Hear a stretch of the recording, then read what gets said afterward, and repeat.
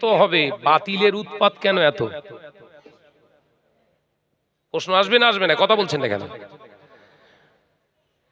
প্রশ্ন আসবে না আসবে না?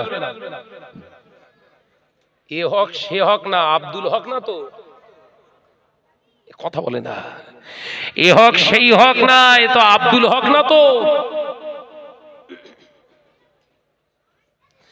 ও নওজওয়ানেরা, যুবকেরা, ছেলেরা, বাচ্চারা, পর্দানাশীনা মা ও বোনেরা, শুনে রেখে দিয়ে জেনে রেখে দি, আল্লাহ পাক ওই জন্য কোরআনে জানিয়ে দিলেন, ইয়া আইয়ুহাল্লাযীনা আমানু, হে আমার বিশ্বাসী সম্প্রদায় বান্দারা, হে আমার ঈমান আননেওয়ালারা, হে আমার ঈমানদারেরা, আমি আল্লাহ পাক জানিয়ে দিলাম, আতিউল্লাহ, আমি আল্লাহ আমার ইতাআত তোমরা করো, ওয়া আতিউর রাসূল, আমার হাবিবের ইতাআত তোমরা করো, ওয়া উলিল আমরি মিনকুম, আমি আল্লাহ পাক জানিয়ে দিলাম, ওই আলেমের ইতাআত তোমরা করো, ওই আলেমের অনুসরণ তোমরা করো, যে আলেমটা শুধু বিদ্যা শিখেছে, আরবিতে কথা বলতে পারে, অনার্গল হাদিস মুখস্থ বলতে পারে, অনার্গল কোরআনের আয়াত তুলে তাফসীর করে দিতে পারে, ওই আলেমের কথা আল্লাহ পাক শুধু বললেন না, আতিউল্লাহ, আমি আল্লাহ আমার ইতাআত যার ভিতরে দেখতে পাবে, আমি আল্লাহ পাক আমার ইতাআত তোমরা করো, ওয়া আতিউর রাসূল, আমার হাবিবের ইতাআত তোমরা করো, ওয়া উলিল আমরি মিনকুম, আমি আল্লাহ পাক ওই আলেমদের অনুসরণ তোমাদের করতে বলছি, যে আলেমটা ইলম সঞ্চয় করলো, কোরআন হাদিসের জ্ঞান অর্জন করলো, আর আমি আল্লাহ আমাকে ভয় করে চললো, আমার হাবিবের মহব্বত অন্তরে নিয়ে ঘুরলো, ওই আলেমের কাছে তোমরা গেলে আমি আল্লাহ আমার হাবিবের তোমরা সাক্ষাৎ পেয়ে যাবে, আমি আল্লাহ আমার হাবিবের পাওয়া, আমি আল্লাহ আমার হাবিবকে চাওয়ার রাস্তাটা ওই আলেমের কাছ থেকে তোমরা পেয়ে যাবে। জোরে বলুন। তাহলে সব আলেম কিন্তু সমাজের জন্য উপকার নয়, সব আলেম কিন্তু ইসলামের জন্য উপকারে নয়। এই আলোচনা বোঝাতে পারছি? আলেম সবাই, আলেম সবাই, কেউ 4 আনার আলেম, কেউ 2 আনার আলেম, কেউ 1 আনার আলেম, কেউ 3 পয়সার আলেম, কেউ 5 পয়সার আলেম, কেউ 6 পয়সার আলেম, কেউ 1 টাকার আলেম, কেউ 8 আনার আলেম, কেউ 12 আনার আলেম। আলেম সবাই। আপনারা যে নিচে বসে আছেন, আপনারাও হলো আলেম। মনে করছেন তৈরি করে বলছি নাকি?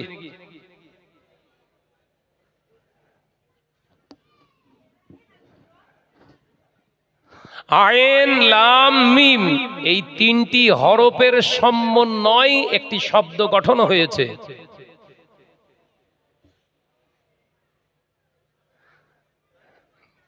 কটা হরফ বলল? আইন লাম মিম, এই 3টি শব্দ 3টি হরফের ন্যায় একটি শব্দ সমন্বয়ে একটি শব্দ গঠন হয়েছে।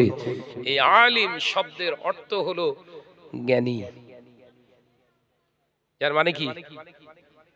জোরে বলেন না রে বাবা। ভাত নাকে দিয়ে খেতে হয় নাকি? কথা বলে না তো, জোরে বলেন। ভাত কোথায় দিতে হয়? গালে। মাকে দাদু বলে ডাকতে হয়।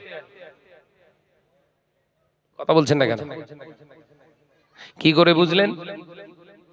আম্মাকে আম্মা বলে ডাকতে হয়, আর বিবির মাকে শাশুড়ি মা বলে ডাকতে হয়।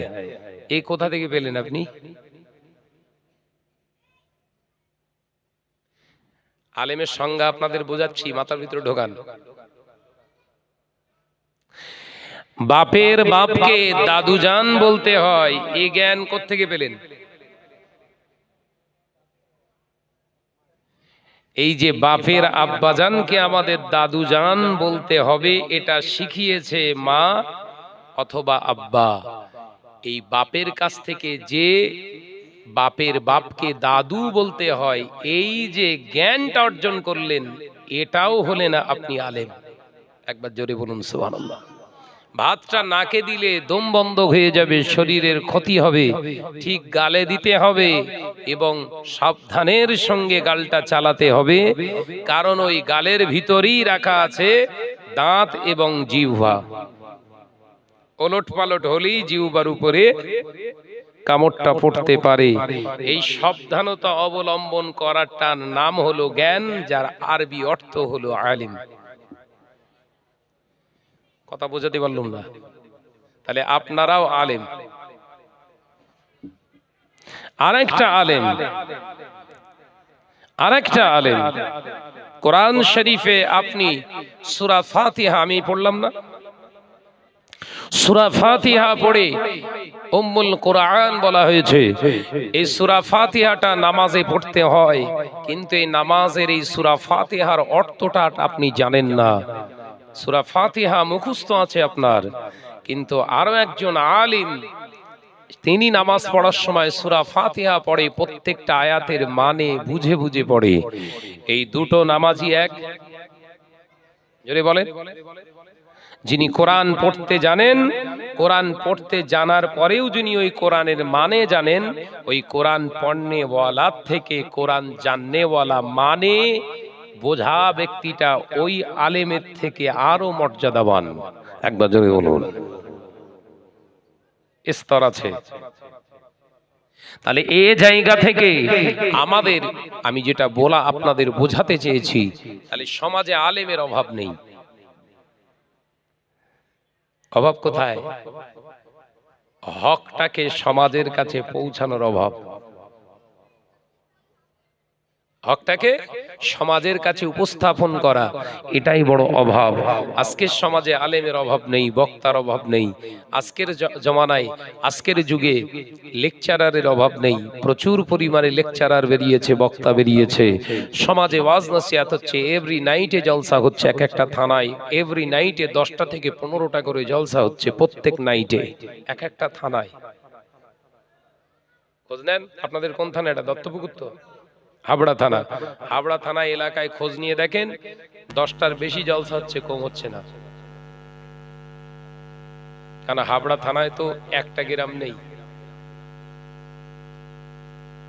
তাহলে এত জলসা মাহফিল হওয়ার পরেও মুসলিম সমাজের এই যে ইসলাম বিমুখী একটা নীতি আদর্শ তৈরি হয়েছে, এর কারণ কি? হকটাকে আপনাদের কাছে উপস্থাপন করতে পারিনি। ভাইরা, নওজওয়ানেরা, যুবকেরা, ছেলেরা, বাচ্চারা, পর্দানাশীনা মা ও বোনেরা, শুনে রেখে দিন, জেনে রেখে দিন, এর একটাই কারণ, আমরা কোরআনের আয়াতগুলো তেলাওয়াত করছি, কোরআনের আয়াতগুলো কারিয়ানা হিসাবে পড়ছি, কোরআনের ব্যাখ্যাগুলো সঠিকভাবে মূল্যায়ন করে সমাজে দিতে পারছি না। তার কারণ হলো আমাদের ইলমিয়াতের অভাব আছে। না না না, আমাদের ঈমানের জায়গার অভাব আছে। ঈমানটা কংক্রিট না হওয়ার কারণে, ঈমানটা পাকাপোক্ত না হওয়ার কারণে আয়াতে কারিমার মালিগুলো সঠিকভাবে মূল্যায়ন করে সমাজে দিতে না পারার কারণে, এর কারণটা অন্য কিছু নয়। এর কারণ হলো আমাদের ভয় হয়, আমাদের যারা রাউতাড়াতে আজকে দাওয়াত করেছে, এই ভাইদের বিরুদ্ধে যদি আয়াতে কারিমার মানেটা চলে যায়, আগামী বছরে এরা হয়তো আমায় আর দাওয়াত দেবে না। কাট ক্লিন কথা বলে যাচ্ছি। আমি শাহনাজ ওয়াজ করবো এমন ভাবে, লাঠিও ভাঙবে না, সাপও মরবে। তার মানে দায়িত্বটাও পালন করে গেলুম, নজরানাটাও ফেলুম, আগামী বছর আবার দাওয়াতের সুযোগ রয়ে গেল। কি হলো, কিয়ামত শুরু হয়ে গেছে নাকি? দেখ বোধহয় নাকি কম পড়ে গেছে বোধহয়, দেখ। ও নওজওয়ানেরা, যুবকেরা, ছেলেরা, বাচ্চারা, পর্দানশীনা মা বোনেরা, আলোচনা বুঝুন। আল্লাহ নবী দো জাহানের বাদশা হাবিবুল্লাহ নবী জনাবে মুহাম্মদুর রাসূলুল্লাহ সাল্লাল্লাহু আলাইহি ওয়াসাল্লাম নবী আমার মসজিদ, আপনার নবী আমার নবী মক্কার জমিনে হুজুর আমার একা হয়ে গিয়েছে। মক্কার জমিনের মানুষগুলো যে নবীকে আলামিন বলে ডাকতেন, as-সাদিক বলে ডাকতেন, ওই মানুষগুলোর সামনে আল্লাহ নবী যখনই বলেছিলেন মান ক্বালা লা ইলাহা ইল্লাল্লাহু ফাদাখালাল জান্নাহ, আল্লাহ নবী এই পবিত্র জবানের কলটা, আল্লাহ নবীর পবিত্র জবানের কথাটা 40 বছর যে নবীকে ভালোবাসার পাত্রের মানুষের অভাব ছিল না, ওই ভালোবাসার মানুষের কাছে গিয়ে আল্লাহ নবী যখন বললেন তোমরা পড়ে নাও, নেই কোনো মাবুদ আল্লাহ ছাড়া, আমি নবী মুহাম্মদ সাল্লাল্লাহু আলাইহি ওয়াসাল্লাম জানিয়ে দিলাম তোমরা জান্নাতে যাবে। একবার জোরে হবে না? এইটা একটু ঘুরিয়ে দাও দিন, কানে লাগছে।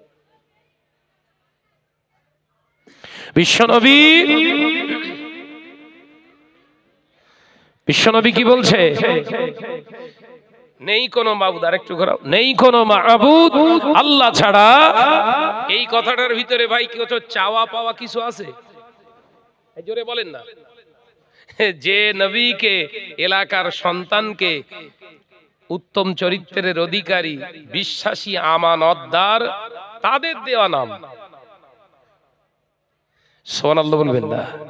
সেই মানুষগুলোই রাসূলুল্লাহর সব এন্টি দাঁড়িয়ে গেছে কোন কথা বলার জন্য? লা ইলাহা ইল্লাল্লাহু মুহাম্মাদুর রাসূলুল্লাহ, মুহাম্মাদুর রাসূলুল্লাহ সাল্লাল্লাহু আলাইহি ওয়াসাল্লাম। এই কলেমা দাওয়াতের কারণে গোটা মক্কা একদিকে নবী, কিন্তু 40 বছর একদিন আগে ওই মানুষগুলোই তো একসঙ্গে ছিল। তো এই মা বোনেদের কি বাস পড়েছে দেখদিন, কি বাস পড়েছে, ওরা চেল্লাচ্ছে কেন? অজমনে হচ্ছে ঘোরাতে হবে, ভালো না।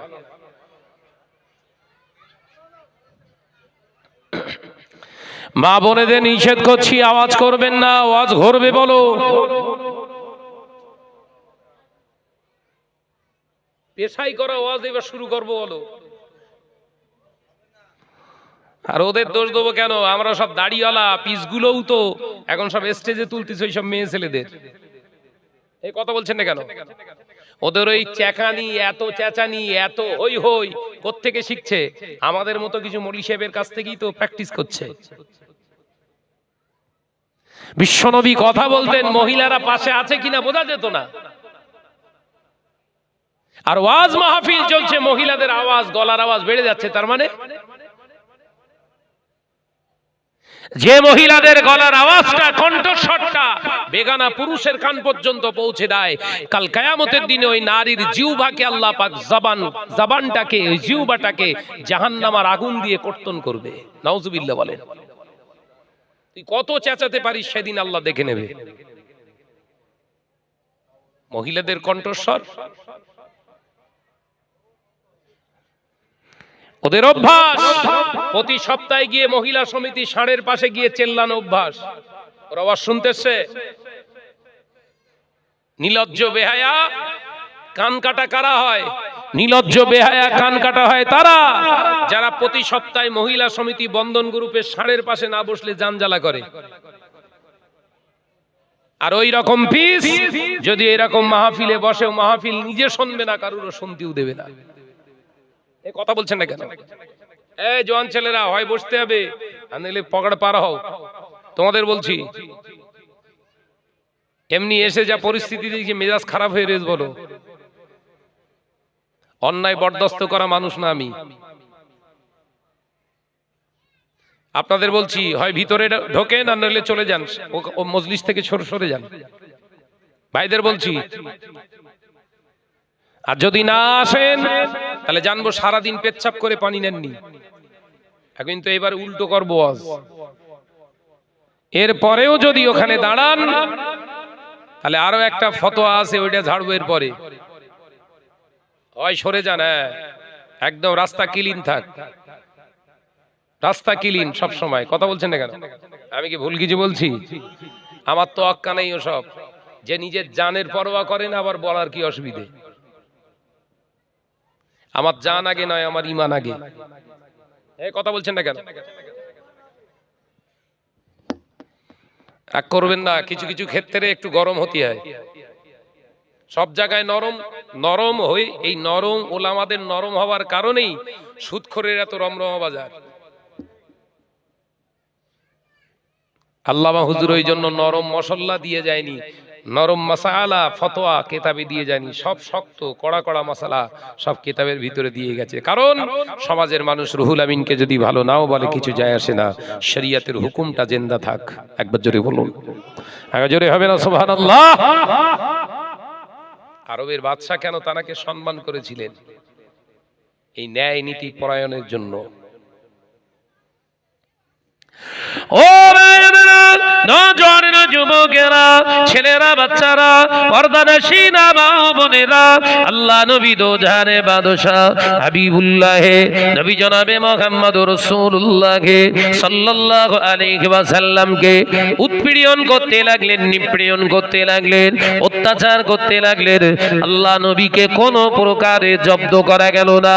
গোটা আরবের জমিনের ওই মক্কা নগরের মানুষগুলা আল্লাহ নবীকে এবারে এক ঘরে করে দিলেন। কি করলেন? এক ঘরে, বোঝেন?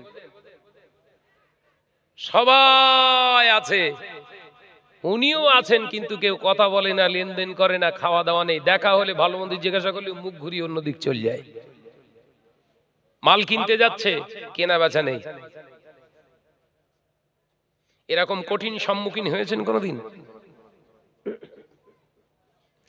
নবী আমার দিন ও দুনিয়ার বাদশাহ হাবিবুল্লাহ নবী জনাবে মুহাম্মদুর রাসূলুল্লাহ সাল্লাল্লাহু আলাইহি ওয়াসাল্লামের একটা না বন্দি দশা ধরতে গেলে আল্লাহ নবী এক ঘরে হয়ে 3 বছরের উপরে থাকলে এ নজনেরা, যুবকেরা, আল্লাহ নবীর এই অবস্থা দেখে কুফারে কুরাইশরা মনে করেছিল আমরা হয়তো জয়ী হয়ে যাব, আমরা হয়তো জয়ী হয়ে যাব, মুহাম্মদ সাল্লাল্লাহু আলাইহি হয়তো ফেডা হয়ে যাবে।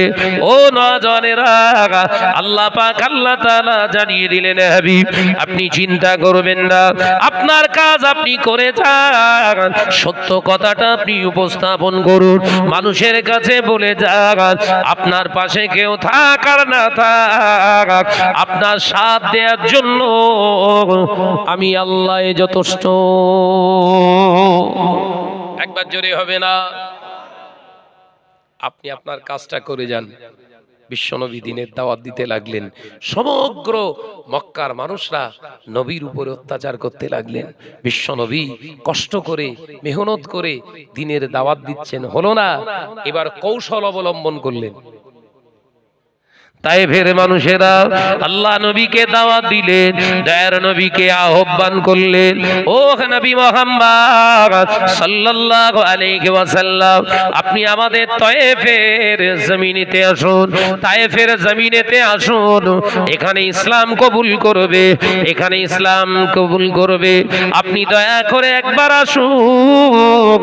আল্লাহ নবী, দয়ার নবী রাহমাতাল লিল আলামিন, হুজুর আমার দয়ার নবী, হুজুর আমার নিজে কি করলেন, চলে গেলেন ওই তায়েফের জমিনে সিদ্দিক আকবর হযরতে আবু বকর সিদ্দিক রাদিয়াল্লাহু তাআলা আনহুকে সঙ্গে নিয়ে তায়েফের ময়দানে গেলেন।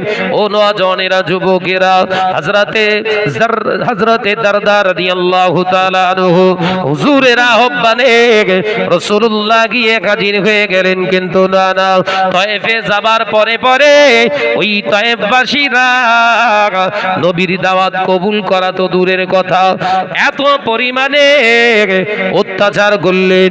আল্লাহ নবীকে মেরে মেরে রক্তাক্ত অবস্থায় করে তয়েফের জমিনে রক্তাক্ত অবস্থায় গরম বালু রাশির উপরে শুইয়ে দিলেন। এ নজনের যুবকেরা, আল্লাহ নবী আঘাতপ্রাপ্ত হয়ে খুন মাখা অবস্থায় দেন নবী বেহুশ হয়ে পড়ে রয়েছে। আল্লাহ নবীর ওই অবস্থা দেখে তারা মনে করলেন মারা গেছে, আমার নবী আর না গায়। আল্লাহ নবী বেহুশ অবস্থায় তয়েফের জমিনে পড়ে রইলেন। ও নজনেরা, যুবকেরা, ছেলেরা, বাচ্চারা, আমার আল্লাহ সইতে পারেন না। আমার আল্লাহ প্রিয় জিবরাইলকে ডেকে পাঠালেন। ও জিবরিল আমিন যাও, আমার হাবিব বেহুশ হয়ে গেছে, আমার হাবিব বেহুশ হয়ে গিয়েছে।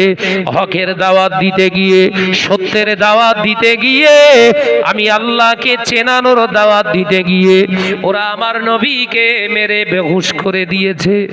যাও ও জিবরিল আমিন যাও, আমার নবীকে যে বলো, আমার নবীকে যে তোলো।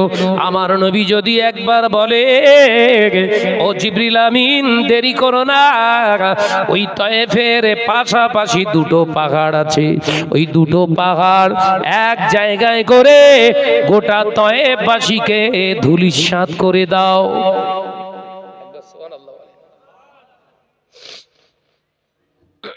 হাবিবকে সাহস দিচ্ছে কে? আল্লাহ। হাবিব আপনি দ্বীনের দাওয়াত দেন, আপনার সঙ্গে কেউ না থাকলেও আমি আল্লাহ আছি। একবার জোরে বলে। নবী গেলেন তয়েফের দাওয়াত, দ্বীনের কাজ করতে গেলেন, শরিয়াতের দাওয়াত দিতে গেলেন, আল্লাহকে চেনানোর জন্য গেলেন। সেই মানুষগুলো বিশ্ব নবীকে মেরে বেহুশ করে ফেলেছে। আমরা আলেম ওলামা দাবি করি, আল উলামা ওয়ারাসাতুল আম্বিয়া। আমরা আলেম সম্প্রদায় হলো নবীর ওয়ারিস, আমরা হলাম নবীর ওয়ারিস। ইন্নাল উলামা ওয়ারাসাতুল আম্বিয়া, নিশ্চয়ই আলেম সম্প্রদায়রাই তো আমি নবীর উত্তরসূরি। কিন্তু সেই আলেমরা প্রতিবাদ করছে কোথায়? এই কথা বলছেন না কেন? প্রতিবাদ শুধু মুখে করলে হবে, কর্মে দেখাতে হবে না?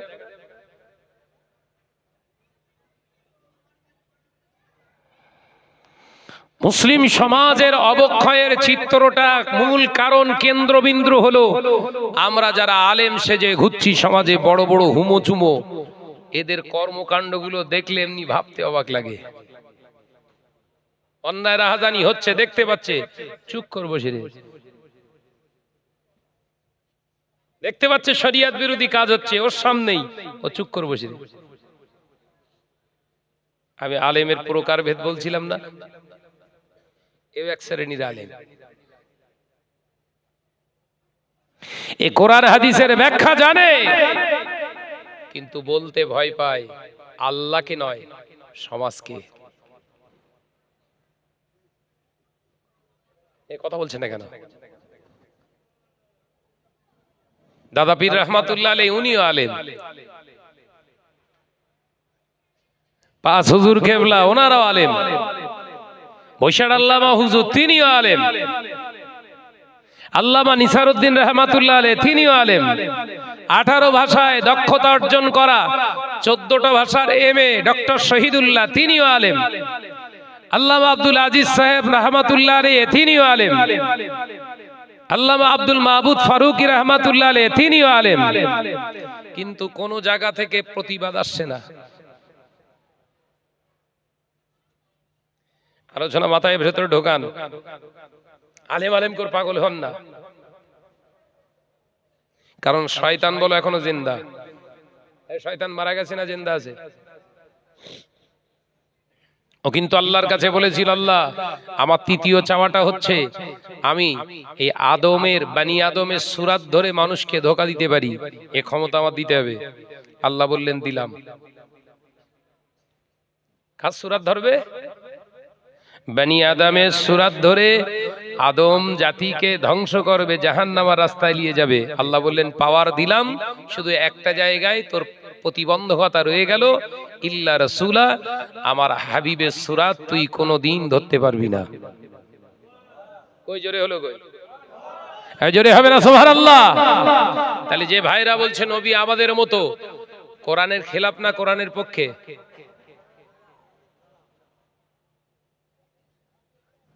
আমি তাফসীর থেকে বলছি, বলো।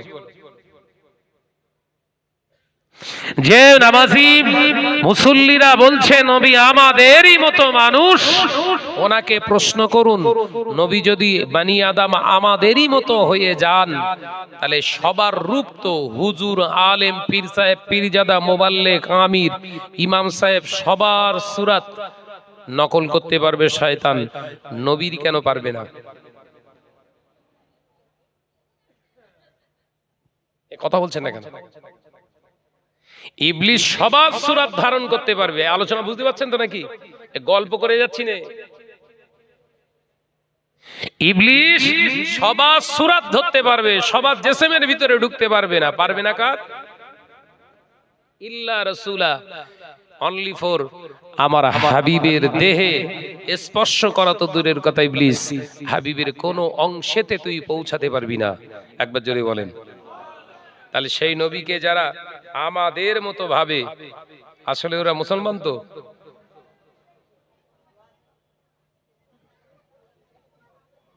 উত্তর কোত্থেকে বেরোচ্ছে?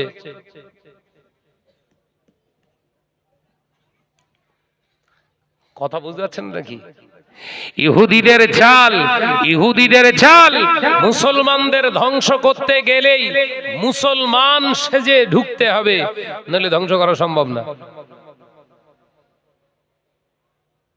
দাড়ি রেখেছে, টুই পড়েছে, কোরআন শরীফ তেলাওয়াত করা শিখেছে, জিকির আজকার শিখেছে, তাসবিহ তাহলিল শিখেছে, কালেমার দাওয়াত দেওয়া শিখেছে, সব প্র্যাকটিস করে মসজিদে ইমামতিতে 7 বছর ইমামতি করেছে। ইমামতি করার পরে এলাকার যোগ্য বিদগ্ধ আলেমে দ্বীনদের কাছে ধরা পড়লো। তখন ওই 7 বছরের ইমামটা স্বীকার করলো, আসলে আমি তো মুসলমান নয়, আমি তো একজন ইহুদি আলেম। আমার আলোচনা বুঝতে পারছেন না বোধহয়? ও আলেম বলো।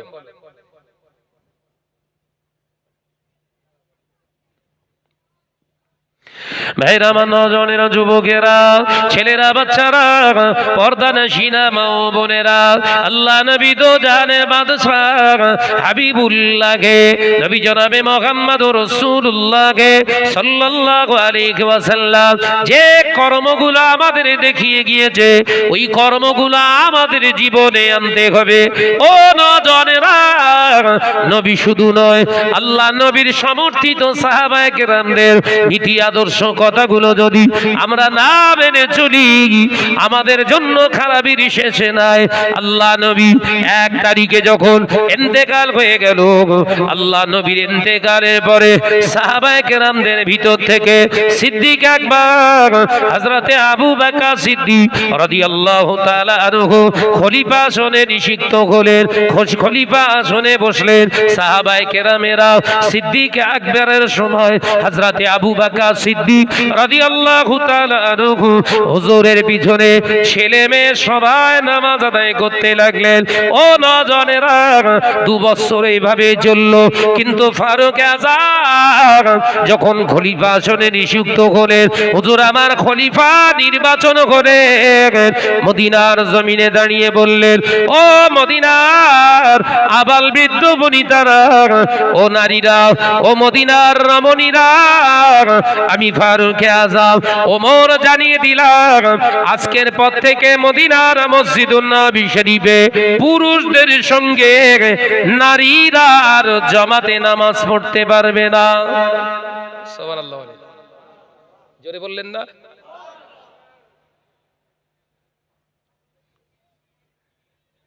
খুব গুরুত্ব সহকারে আলোচনাগুলো বুঝবেন। বিশ্বনবীর সাহাবী আবু বকর পর্যন্ত ঠিক হযরতে ওমর রাদিয়াল্লাহু তাআলা আনহু দেখলেন, হযরতে ওমর রাদিয়াল্লাহু তাআলা আনহু খুব বিচক্ষণ মানুষ ছিলেন এবং ঈমানের দিক থেকে কিরকম, যে রাস্তা দিয়ে ওমর হাঁটতো শয়তান ওই রাস্তায় 40 দিন আর আসতো না। একবার জোরে বলে, একবার জোরে হবে না? আমাদের মতো না, আমরা যে রাস্তা দিয়ে যাই শয়তান শুয়ে থাকে ওই রাস্তায়। হুজুর আসছে, হুজুরির গাড়ির ধুলে একটু বুকি মাখি।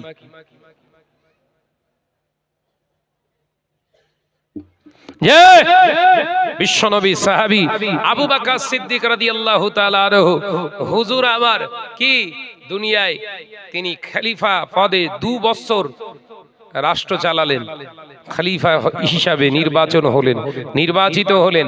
2 বছর রাষ্ট্র চালিয়ে সিদ্দিক আকবর ইন্তেকাল করলেন। বিশ্বনবী সাহাবীরা ঠিক করলেন ফারুকে আজমকে এই আসনে আসক্ত আমরা করতে চাই, আসনে বসাতে চাই। সকলে সমর্থন দিয়ে হযরতে ফারুকে আজমকে খলিফা নির্বাচন করলেন। হুজুর এবার মসজিদুন নববী শরীফে খুতবা দিচ্ছে কি, ও নবী পাকের সাহাবীরা শোনো, আজকে থেকে পুরুষেরা কেবল মসজিদে নামাজ পড়তে পারবে, আজকের পর থেকে কেউ আর নারীরা মসজিদে আসবে না।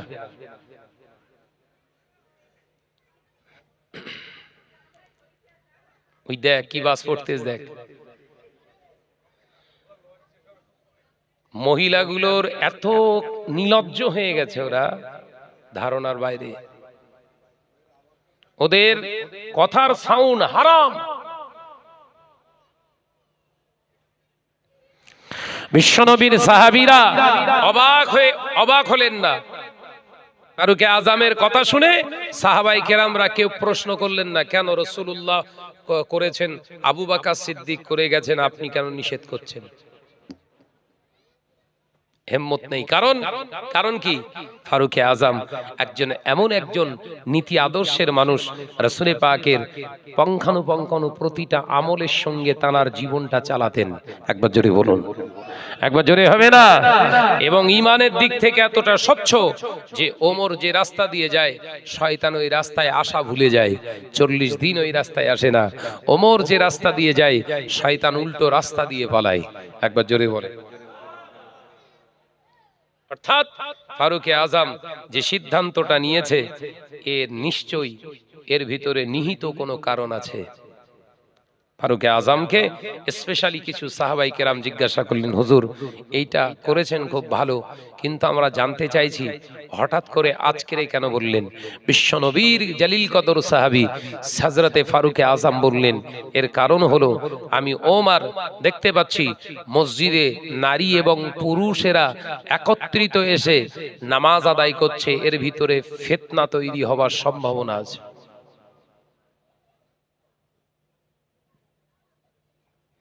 কি তৈরি হবে ভাই? যেখানে ইবাদতের মতো জায়গায় ফিতনা হওয়ার সম্ভাবনা দেখতে পেলেন ফারুকে আজম,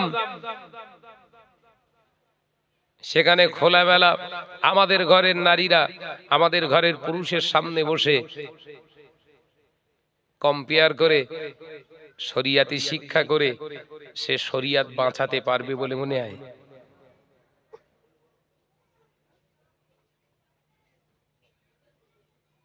দাদা পীর রহমাতুল্লাহ আলাইহির নীতি আদর্শ কেন আমরা ফলো করি?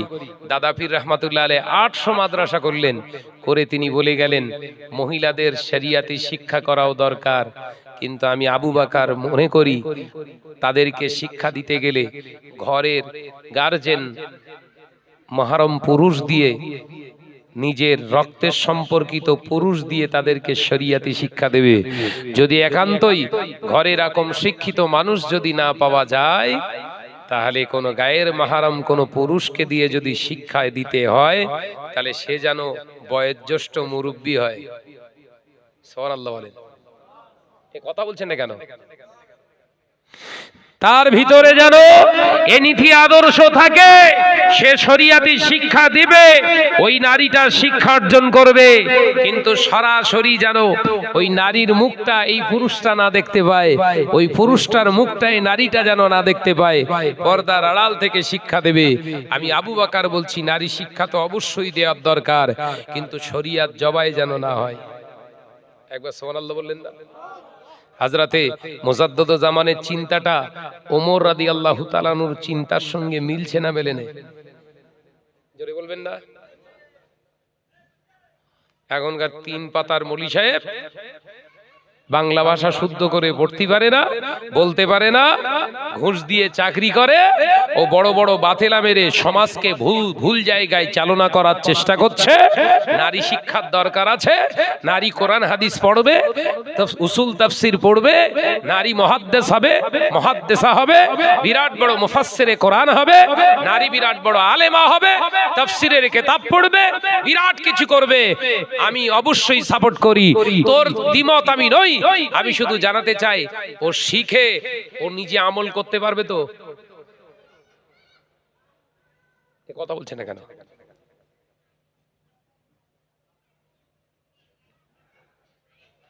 সচরাচর আমরা সাধারণত দেখি একটা মেয়ে জেনারেল শিক্ষায় শিক্ষিতা হতে কলেজ, আপনার স্কুল কলেজ ইউনিভার্সিটিতে ভর্তি হতে গিয়ে ওর চরিত্র লুণ্ঠিত হয়। কথা বলছে না কেন? যুবতী মেয়েরা আজকে যারা কলেজ করছে, মাইন্ড খারাপ করবেন না, বলতে দ্বিধা নেই, সত্য কথা। দীপ্ত কণ্ঠে শাহনাজ বলতে ভালোবাসে।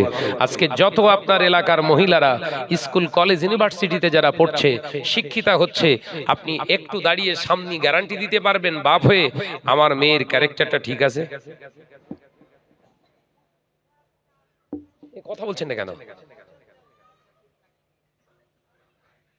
হ্যাঁ মলি সাহেব, তোমার তো জ্ঞান, বিশাল জ্ঞান দেখতে পাচ্ছি, দাদা হুজুরের থেকেও জ্ঞান বেশি, ফারুকে আজম ওমর রাদিয়াল্লাহু তাআলা থেকেও তুমি বেশি বোঝো।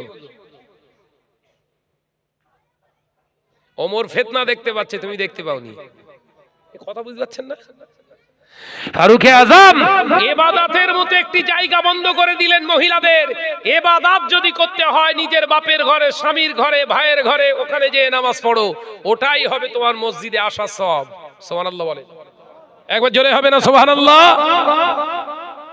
আর তুমি ভরা মজলিসে মেয়ে লোক, ভরা মজলিসে পুরুষ, সেখানে মেয়ে ছেলে তুলে ভারী শুরু করে দিয়েছে না? খুব মজা লাগে না? হ্যাঁ, এমনি সময় ওয়াজ করো, মহিলা শিল্পী যারা ওয়াজ করছে এরা সব জাহান্নামার খোরাক, মহিলারা যারা স্টেজে গজল গাইতে ওঠে এরা সব জাহান্নামায় যাবে। আর তুমি নিজে সেই মহিলাদের কণ্ঠস্বর বসে বসে শোনো আর পান চিবাও, খুব ভালো লাগে না?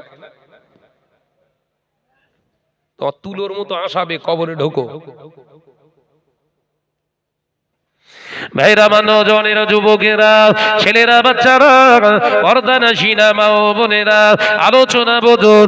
আমি আপনাদের ভাই মোহাম্মদ শাহনওয়াজ বলে যাই, ওজাদুজ্জামান আমির শরিয়াতের কথাটা পরে বলবো। আমি আমার নবীর জায়গা থেকে ফিরে আসি আগে। আল্লাহ নবী দোজাহারে বাদশাহ হাবিবুল্লাহে নবী জনাবে মুহাম্মদুর রাসূলুল্লাহ সাল্লাল্লাহু আলাইহি ওয়াসাল্লাম নবী আমার হুজুর আমার এমনি করে তায়েফের জমিনে বেহুশ হয়ে পড়ে রইলেন। আল্লাহ নবীর এই অবস্থা দেখে প্রিয় জিবরিল আমিন এসে দাঁড়ালেন।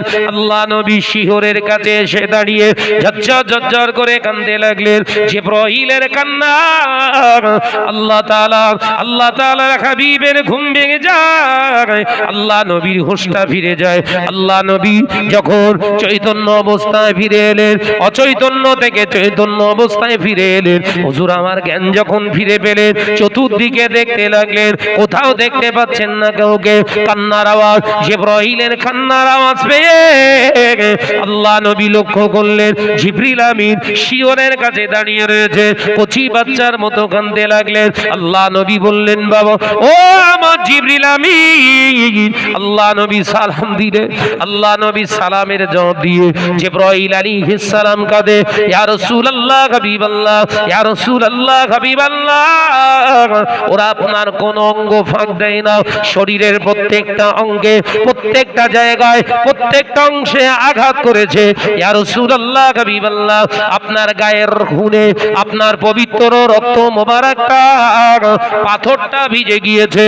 ও নজনেরা, জিবরিল আমিন বলে, ইয়া রাসূলুল্লাহ হাবিবাল্লাহ, আপনি যদি একবার অনুমতি দিতে আপনি যদি একবার আমায় অনুমতি দিতেন, একবার যদি আপনি আমায় অনুমতি দিতেন। আল্লাহ পাক জানিয়ে দিয়েছে, ও জিবরিল আমিন, একবার আমার হাবিবের কাছ থেকে অনুমতি নাও, আপনারে আমি পাওয়ার দিয়ে দিলাম। ও জিবরিল আমিন, আমার হাবিব যদি একবার অনুমতি দেয়, হাবিব যদি পারমিশন দেয়, আমি আল্লাহ বলছি এই তয়েফের দুটো বড় বড় পাহাড়কে এক জায়গায় ছিঁড়ে চ্যাপ্টার মতো করে দাও, ধূলিসাৎ করে দাও, এদের অস্তিত্ব রেখো না। আমি আল্লাহ পাক আমার হাবিবের কষ্ট সইতে পারি না। আল্লাহ নবীর এই কথা শুনে, আল্লাহ নবী এই কথা শুনে জিবরাইলকে বললেন, ও ভাই জিবরিল আমিন, আল্লাহ পাঠিয়েছে, আল্লাহ পাঠিয়েছে, হাবিবের কষ্ট দেখতে পারে না, আল্লাহ পাঠিয়েছে। জিবরিল আমিন ভাই, আপনি যদি তয়েফের মানুষগুলোকে যদি মেরে ফেলে, এই তয়েফের জমিনে কেন আমি আসলাম? ও আমার জিবরিল আমিন, আল্লাহকে বলেন, আল্লাহকে বলেন, আমি নবী, ওরা আমাকে চেনে না, ওরা আমাকে চেনে না, ওরা আমাকে না চিনে আঘাত করেছে। আমি নবী শত কষ্ট সহ্য করে এই তয়েফবাসীর জন্য বদদুয়া করলাম না, এই তয়েফবাসীর জন্য আমি দোয়া চাই, আল্লাহ পাক এদেরকে ক্ষমা করে দিন, মাফ করে দিন, বিনিময়ে এদের ঘর থেকে তোমার আল্লাহ বলা ব্যক্তি যেন তৈরি হয়ে যায়। একবার জোরে হবে না? একবার জোরে হবে না? আপনি যদি এদেরকে মেরেই ফেলেন, এই জিবরিল আমিন, এরা সব শেষ হয়ে যাবে। তায়েফের পাহাড় দুটো খুব বড় বড় পাহাড়, দুই সাইডে আছে, ওর মাঝখানে আমার রাসূলুল্লাহ এক জায়গায় সাল্লাল্লাহু আলাইহি ওয়াসাল্লাম একটা মসজিদ নির্মাণ করেছিলেন, মসজিদে রাসূল। এখনো আছে সেই মসজিদ। গোটা মসজিদটাই পাথর। কোন পাথর? ওই পাহাড়ে গায়ে যে সমস্ত পাহাড়গুলো, এই পাথরগুলো ছড়িয়ে থাকে, ওই পাথর দিয়ে আমার নবী নিজে মোবারক হাত দিয়ে একটা মসজিদ বানিয়েছিলেন। একবার জোরে বলুন না। এবং যে পাথরটার উপরে বসেছিলেন, সেই পাথরটায় আমার নবী পাকের জেসেম মোবারকের খুন, রক্ত মোবারক ওই পাথরের উপরে পড়েছিলেন। সেই পাথরটাকেও এখনো ঘেরা আছে। এখনো সেই পাথরটার দিকে তাকালে যারা প্রকৃত ঈমানদার, তাদের কলিজাটা নড়ে যায়, তাদের কলিজাটা নড়ে যায়। এখনো সেই পাথরে কালচে দাগ, খোলা আকাশের নিচে রাখা আছে। কি বুঝছেন? সত্যটাকে তয়েফের জমিনে তুলে ধরার জন্য তো ওই পাথরের উপরে খুন ঝরেছে। এই কথা বলছেন না কেন? আমরা আলেমরা যদি চিন্তা করি, রাউতাড়া গ্রামে এসে হারামের বিরুদ্ধে কথা বলতে গেলে হয়তো আমার উপরে অ্যাটাক হতে পারে। দরকার নেই, যে যার করে করুক গে যা, আমি প্লেন গিয়ে ঘটনা ঝেড়ে দিয়ে বেরিয়ে আসবো। আলেমের দায়িত্ব পালন হয়েছে না দাওয়াতি।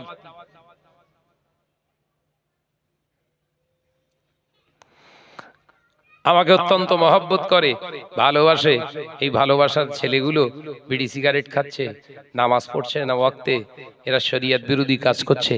এদের বিরুদ্ধে যদি কোরআন আর হাদিসের বাণীকে এদের বিরুদ্ধে যদি অস্ত্র চলে যায়, এরা জীবনে তারা আমার হুজুর বলবে না।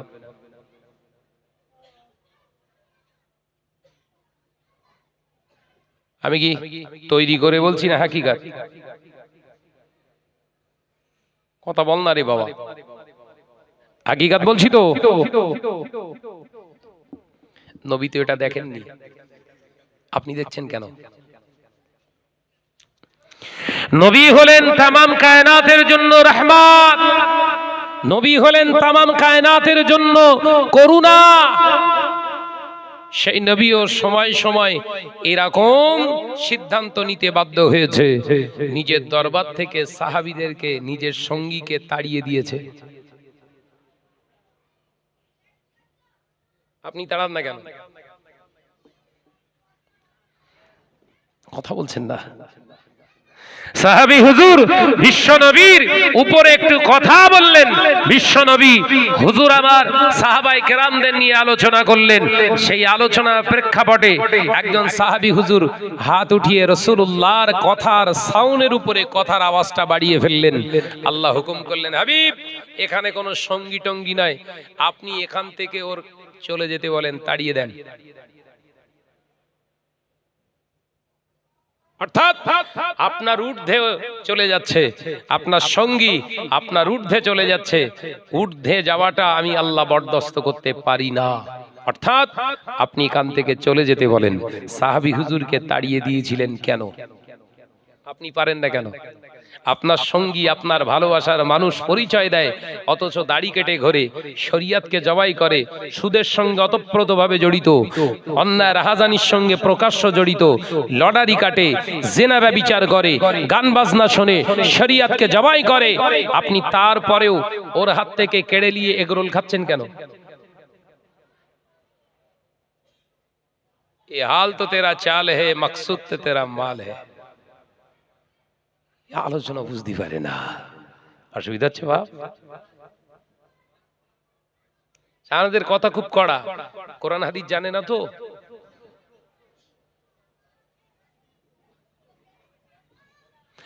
ও বেজনেরা, নজনেরা, যুবকেরা, ছেলেরা, বাচ্চারা, পর্দানশীনা মা ও বোনেরা, আল্লাহ নবী, দয়ার নবী, রাহমাতাল লিল আলামিন হুজুর আমার দেখতে পাওয়া যায় আল্লাহ নবী দোয়া চাইলেন, ও রব্বুল আলামিন আল্লাহ এই তয়েববাসীকে মাফ করে দিন, ক্ষমা করে দিন আল্লাহ পাক, এদেরকে ক্ষমা করে দেন, মাফ করে দেন আল্লাহ পাক। আমি আপনার হাবিব হয়ে দোয়া চাই, এই তয়েবের মানুষরা যেমন আপনাকে আল্লাহ বলে মানে না, আমি নবীকে নবী বলে মানে না, আমি আপনার কাছে দোয়া চাই আল্লাহ এদের ঘর থেকে একদিন আপনাকে আল্লাহ বলে স্বীকার করনেওয়ালা, আমি নবীকে নবী মুহাম্মদুর রাসূলুল্লাহ সাল্লাল্লাহু আলাইহি ওয়াসাল্লাম বলে স্বীকার করনেওয়ালা মানুষ তুমি বানিয়ে দিও। জোরে বলুন সুবহানাল্লাহ।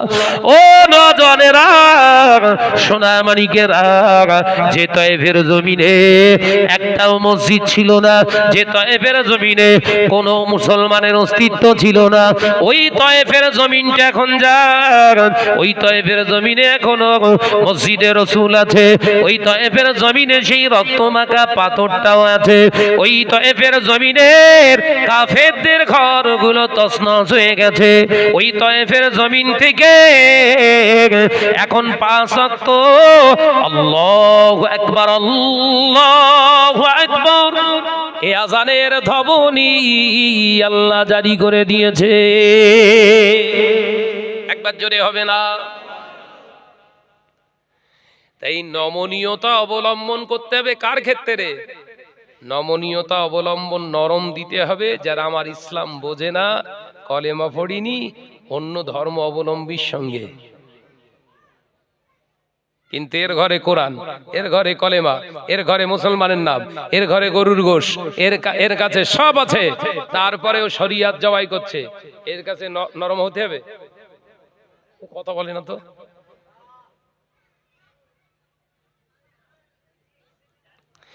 এর কাছে নরম হতে হবে? তা আপনার নরম দশা কেন? হেরা ও আলেম, হাক্কানি আলেম বলে প্রচার করছো বিশাল, তা তোমার এরকম নরম দশা কেন? খরিদ্দার ভেগে যাবে তাই? মেন টার্গেট খরিদ্দার বাড়ানো? আমার মুজাদ্দিদুজ্জামানের কথা একটু শুনুন।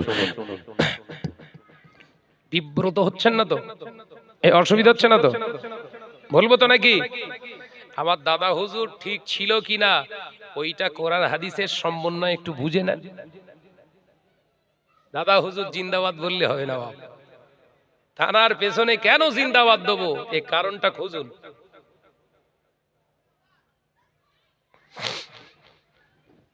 একটু তাকবীর দেন তো, নারায়ে তাকবীর। এই বাচ্চাগুলোকে ধর তো, এই বাচ্চাগুলোকে ধর, এই কমিটি চলো ধর, এই খেলার জায়গা পেয়েছে ধর, এই কটা ধর। শেষ করে ফেললো। দোষ ওদের না বলো? আম গাছে তাল হয়? কথা বলে না। আম গাছে তাল হয়? নারকেল গাছে পেয়ারা? রাউতাড়ায় হয় বোধহয়। হ্যাঁ, দোষ ওদের না।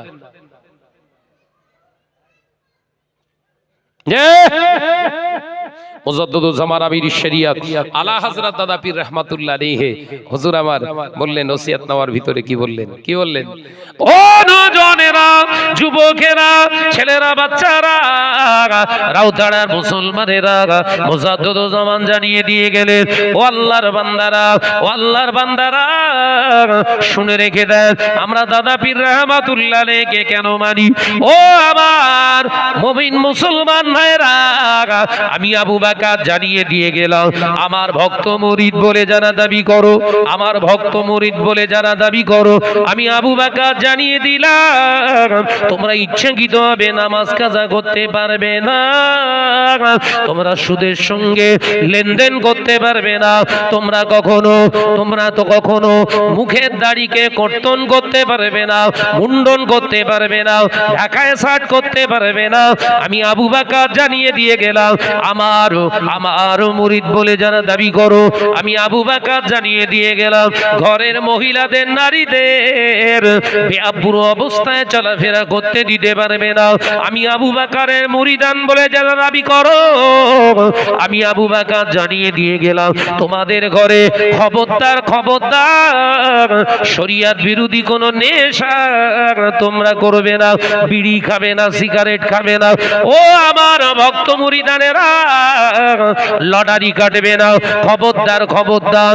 আমি আবু বকর জানিয়ে দিলাম, যদি এইগুলো তোমরা মেনে নিতে পারো, এইগুলো যদি জীবন সঙ্গী বানাতে পারো, আমি আবু বকর ইনশাআল্লাহ কিয়ামতের দিন তোমাদের সঙ্গে করে নিয়ে আল্লাহ নবীর ঝান্ডা মোবারকের খাঁটি উম্মতের কাতারে শামিল হয়ে যাব। একবার জোরে হবে না? একবার জোরে হবে না?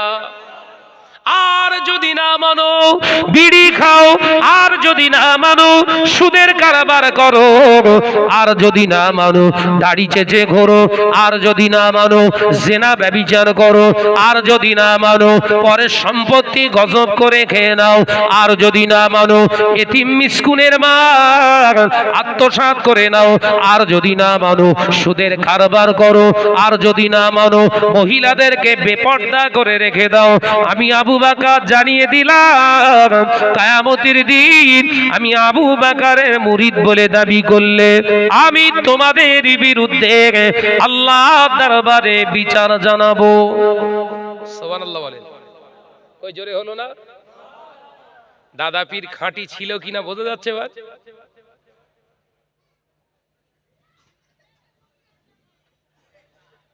দাদা হুজুরকে কেন আমরা মানবো বোঝা যাচ্ছে? নির্ভেজাল, ভেজাল নেই। পাঁচ হুজুর কেবলার ক্ষেত্রেও ভেজাল নেই। আমার নিজে দেখা পীর আল্লামা শাহ সুফি কালিমুল্লাহ সিদ্দিকী চাচাজান হুজুর কেবলা রাহমাতুল্লাহ আলাইহি একটা জলসায় গেলেন, গিয়ে দেখলেন লাইটটাতে একটা পাখি, লাইটিং আছে না, আমি স্থানের নাম বলছি না, ওই জলসায় আমারও দাওয়াত। হুজুর ওখানে দাঁড়িয়ে ওই গেটের সামনে দাঁড়িয়ে গাড়ি আর গেটের ভেতরে ঢোকাচ্ছে না।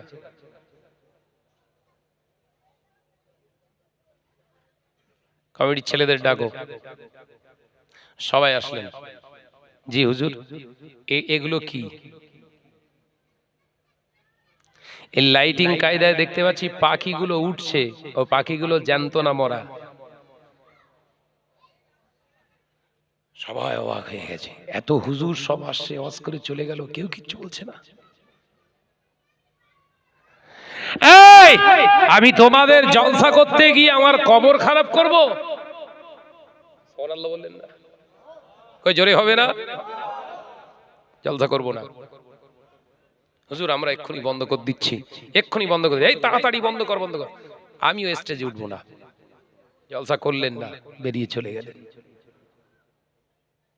সেই সব আল্লাহ ওয়ালাদের শানে এখনকার যদি কিছু উটকো মলি সাহেব উল্টো পাল্টা মন্তব্য করে, এদের ছেড়ে কথা বলা যায়? এই কথা বলছেন না কেন? ধরেন বিরাট বড় বিদ্যান বলে পরিচয় দিচ্ছে, ওর পাদে চটকানোর দরকার আছে না নাই? বললেই বলছে শাহনাজ ফিতনা ছড়াচ্ছে। শাহনাজের আর কোনো ফল পাচ্ছে না, বলছে কোরআন পড়তে পারে না। তোর বাপেরে পড়াবো, তোর বাপেরে পড়াবো। স্লিপ অফ টান হতে পারে। 2 ঘন্টা ওয়াজ করতে গিয়ে একটা আয়াতের জেদ জবর পেশ কোন একটা শব্দ মিস্টেক হতে পারে। আমার একটা শব্দ মিস্টেক হলে তোদের 4টে শব্দ মিস্টেক দেখাবো। আমরা মানুষ, ভুল হতে পারে, কিন্তু তুই প্রচার করছিস কেন? কোরআন পড়তে পারে না? তোর উদ্দেশ্য কি? শাহনাজকে ছোট করে দেবো, এলাকায় ওর দাওয়াত পুরো বন্ধ হয়ে যাবে, বাড়িতে বসে দরুদ শরীফ পড়বে। তার মানে এ চিন্তা ওদের ভিতরে আছে, রেজেকের মালিক ওরা। নাউজুবিল্লাহ বলে। আর ওদের ঈমান আছে? এ কথা বলছেন না কেন? ওই মলি সাহেবদের ঈমান আছে, ওর ভক্তদের ঈমান আছে। ওরা যদি এখন বলে আমরাই সব থেকে ফুরফুরার খাঁটি, জীবনে বিশ্বাস করবেন?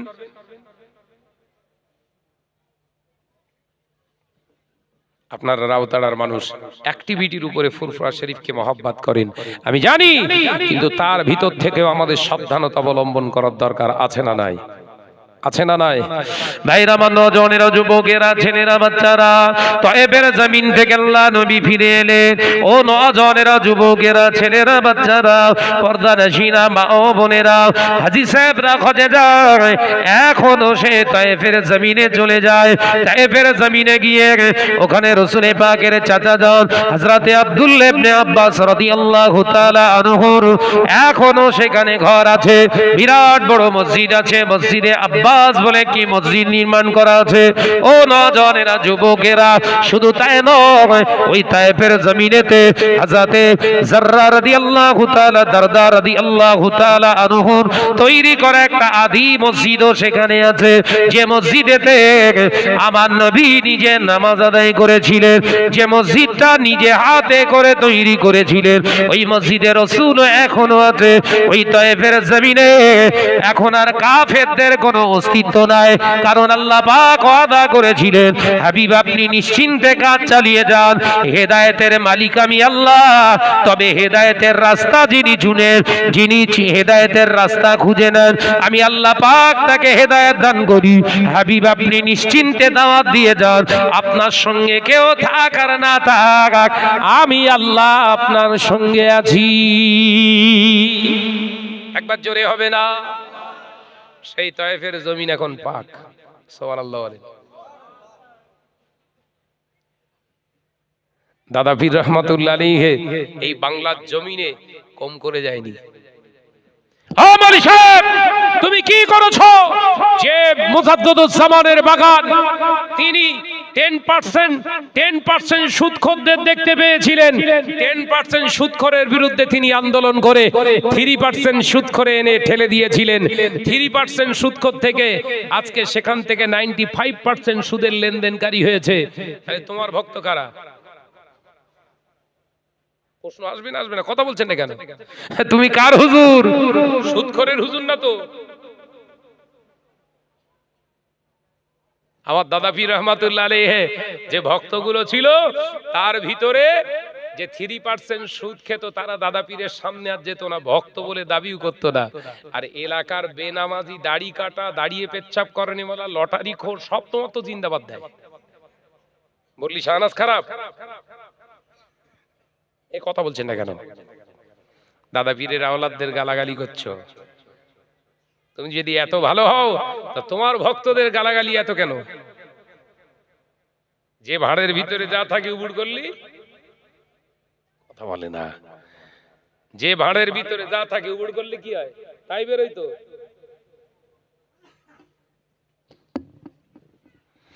আমি সমালোচনা করছি, সাবধান করছি। সমালোচনা কার বলে? নাম ধরে ধরে ইন্ডিকেট করা, আমি ওগুলো পছন্দ করি না। তবে সাবধানতা অবলম্বন করেই দেয়া যায় না, যায় না? ভাইরা, আমার নজনেরা, যুবকেরা, ছেলেরা, বাচ্চারা, পর্দানাশীনা মা ও বোনেরা, আল্লাহ নবী দো জাহানের বাদশাহ হাবিবুল্লাহকে, নবী জনাবে মুহাম্মদুর রাসূলুল্লাহকে সাল্লাল্লাহু আলাইহি ওয়াসাল্লাম কলেমার দাওয়াত দিচ্ছেন। না না না, মক্কা জমিনে আরো একজন ব্যক্তি ঈমান এনেছে, কেউ জানতে পারে না। একজন দাস, একজন কৃতদাস, একজন গোলাম ঈমান এনেছে চুপি চুপি, কেউ জানে না। আল্লাহকে আল্লাহ বলে মেনে নিয়েছে, নবীকে নবী বলে মেনে নিয়েছে। একবার জোরে বলুন না। চুপি চুপি ঈমান এনে ফেলেছে, দেখেনি, নবীকে এখনো দেখেনি, নবীর কাছেও যায়নি, ভেতরে ভেতরে ঈমানদার। ও নজনেরা, উমাইয়া ইবনে খালফের ওই কৃতদাস হযরতে হাফসিস বেলাল, ওই কালো বর্ণের মানুষটা ঈমান এনেছে। আল্লাহ নবী, দয়ার নবী, রাহমাতাল লিল আলামিনকে নবী বলে মেনে নিয়েছে, আল্লাহকে এক বলে মেনে নিয়েছে। না না না, গভীর রাত্রে সবাই যখন শুয়ে পড়ে, আল্লাহর নবীর প্রাণপ্রিয় সাহাবী হযরতে বেলাল রাদিয়াল্লাহু তাআলা আনহু ঘরের ভিতরে বসে বসে আহাদ আহাদ আহাদ আহাদ আহাদ, এক আল্লাহ এক আল্লাহ এক আল্লাহ এক আল্লাহ জিকির করে করে রাত কাটায়। একবার জোরে হবে না? উমাইয়া ইবনে খালফ শুনতে পেয়েছে, এ আহাদ আহাদ করে কেন?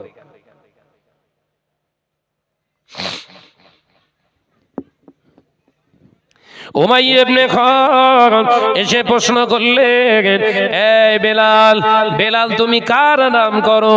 আহাদ আহাদ আহাদ। হযরতে বেলাল রাদিয়াল্লাহু তাআলা আনহু হুজুর খামোশ খেলেন না, হুজুর মিথ্যার আশ্রয় নিলেন না, হুজুর আমার কোনো সংকোচ বোধ করলেন না।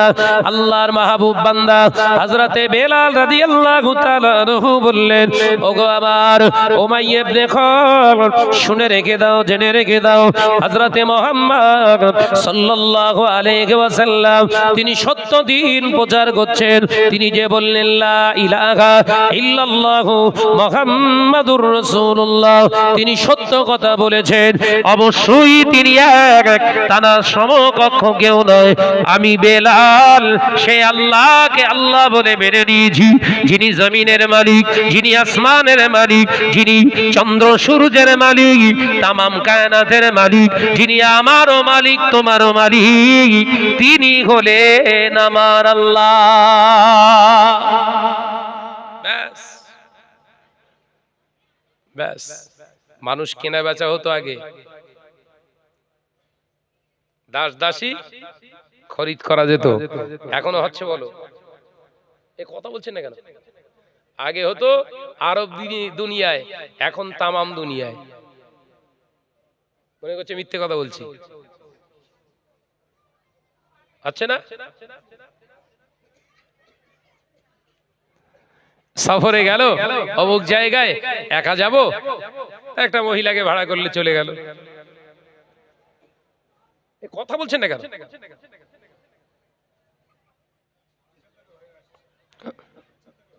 হ্যাঁ, অমুক জায়গায় যাচ্ছি সফরে, একা একা লাগবে, সময় পাস করার জন্য একজনকে পুরুষকে ডেকে নিয়ে চলে গেল। নাউজুবিল্লাহ বলে, এ চলছে না চলে না? কথা বলছেন না কেন?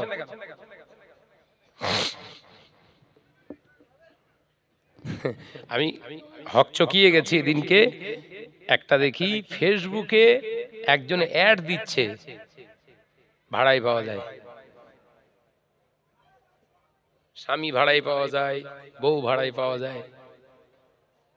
তাহলে কি বজ্রাঘাত সামনে আমাদের জন্য আর বেশি দূরে আছে বলে মনে হয়? কথা বলে না তো। ও নজনেরা, যুবকেরা, ছেলেরা, বাচ্চারা, পর্দানাশীরা, মা ও বোনেরা, আরো অবাক হয়ে যাবেন। তথ্য দিয়ে যায় একটুখানি, গর্ভ ভাড়া পাওয়া যাচ্ছে, অর্থাৎ একজন মহিলা আপনার সন্তান ধারণ করবে, বিনিময়ে একটা মোটা অঙ্কের টাকা তাকে দিতে হবে। সে আপনার সন্তানটা ধারণ করে 10 মাস 10 দিন গর্ভে রেখে প্রসব করে আপনাকে সন্তান উপহার দেবে, বিনিময়ে আপনি তাকে টাকা দেবেন। এটাই হলো তার ব্যবসা। শুরু হয়ে গেছে, বলো। জানেন গর্ভ ভাড়ায় পাওয়া যাচ্ছে।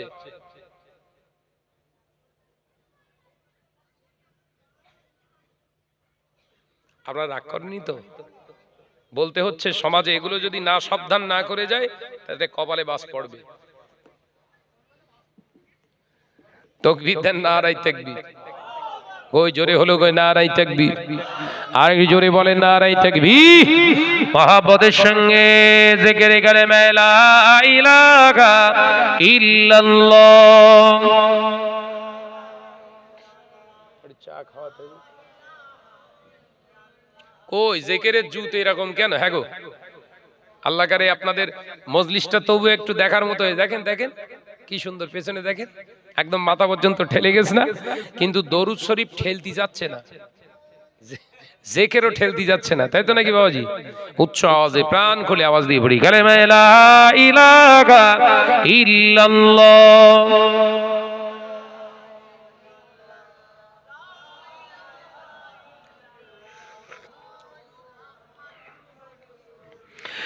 আমারে কণ্ঠে তুমি তোমারই বাণী দিয়েছ, বুকের দেরাজ তুমি তোমারই স্থান দিয়েছ। এত ভালোবাসো কেন মালিক আমার, কি করে শুকর করি আমি তোমার, কি করে শুকর করি আমি তোমার। জোরে হলো কই, আর জোরে হবে না। আমারে কণ্ঠে তুমি তোমারই বাণী দিয়েছ, বুকের দেরাজ তুমি তোমারই স্থান দিয়েছ। লা ইলাহা ইল্লাল্লাহ। জোরে জোরে।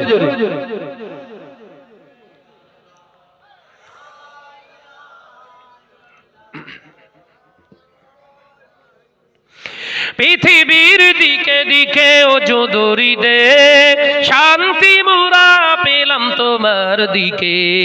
পৃথিবীর দিকে দিকে ও যদুরি দে, শান্তি মোরা পেলাম তোমার দিকে।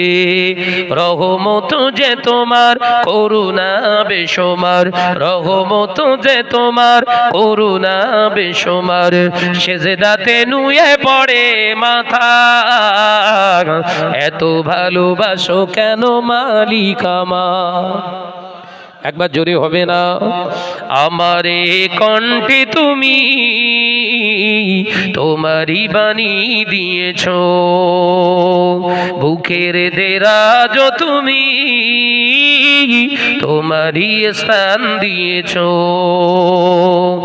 এত ভালোবাসো কেন মালিক আমার, কি করে শুকর করি আমি তোমার, কি করে শুকর করি আমি তোমার। লা ইলাহা ইল্লাল্লাহ। জোরে জোরে।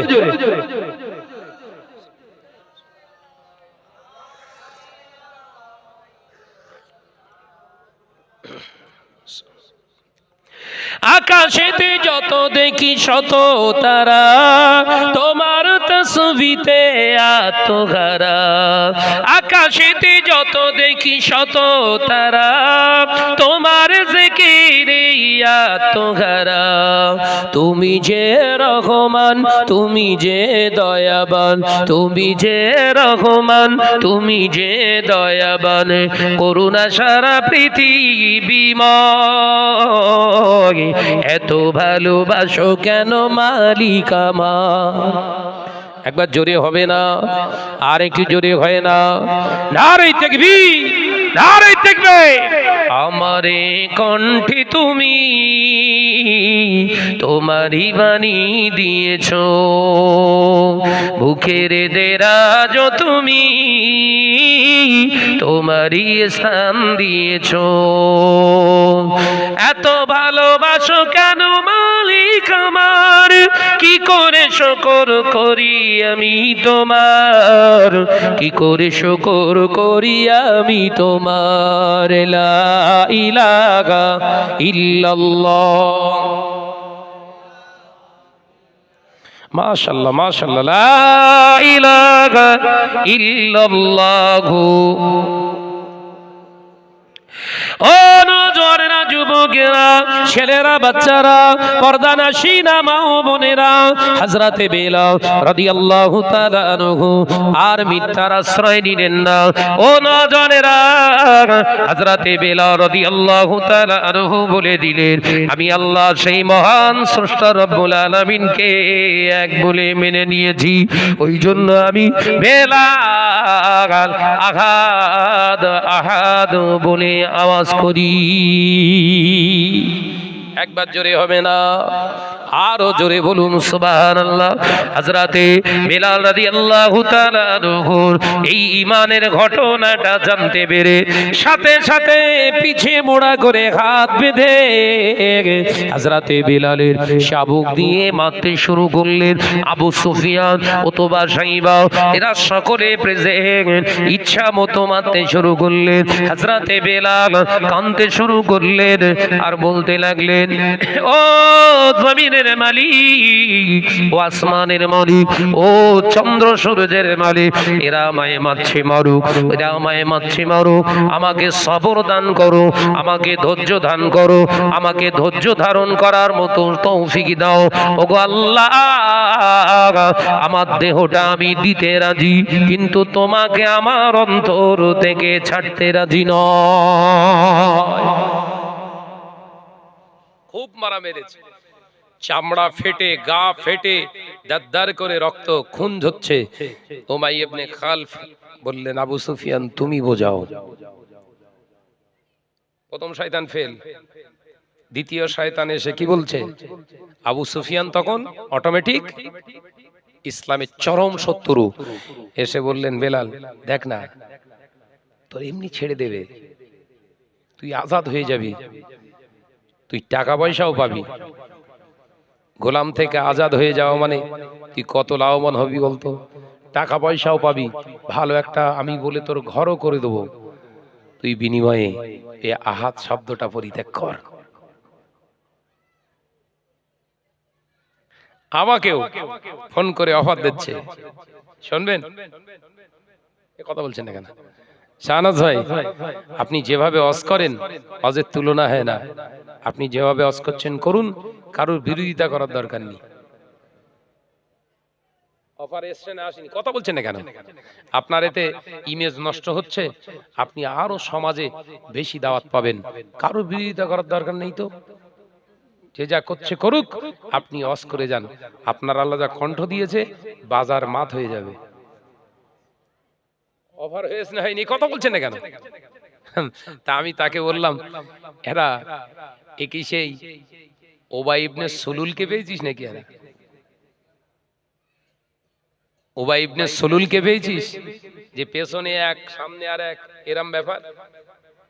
এক বাপের সন্তান আমি, কলেমাও আমার এক, আল্লাহ আমার এক। এই জীবন যতদিন জমিনে থাকবে তার জন্যই লড়বো। তা কে সামনে আসবে আমি জানি না। এ কথা বলে না কেন?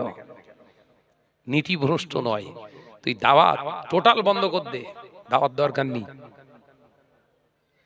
আল্লাহ দুটো শক্তি, দুটো হাত দিয়েছে, সুন্দর দুটো ক্ষমতা পা দিয়েছে, চোখ দুটো অন্ধ করিনি, দেখার ক্ষমতা দিয়েছে।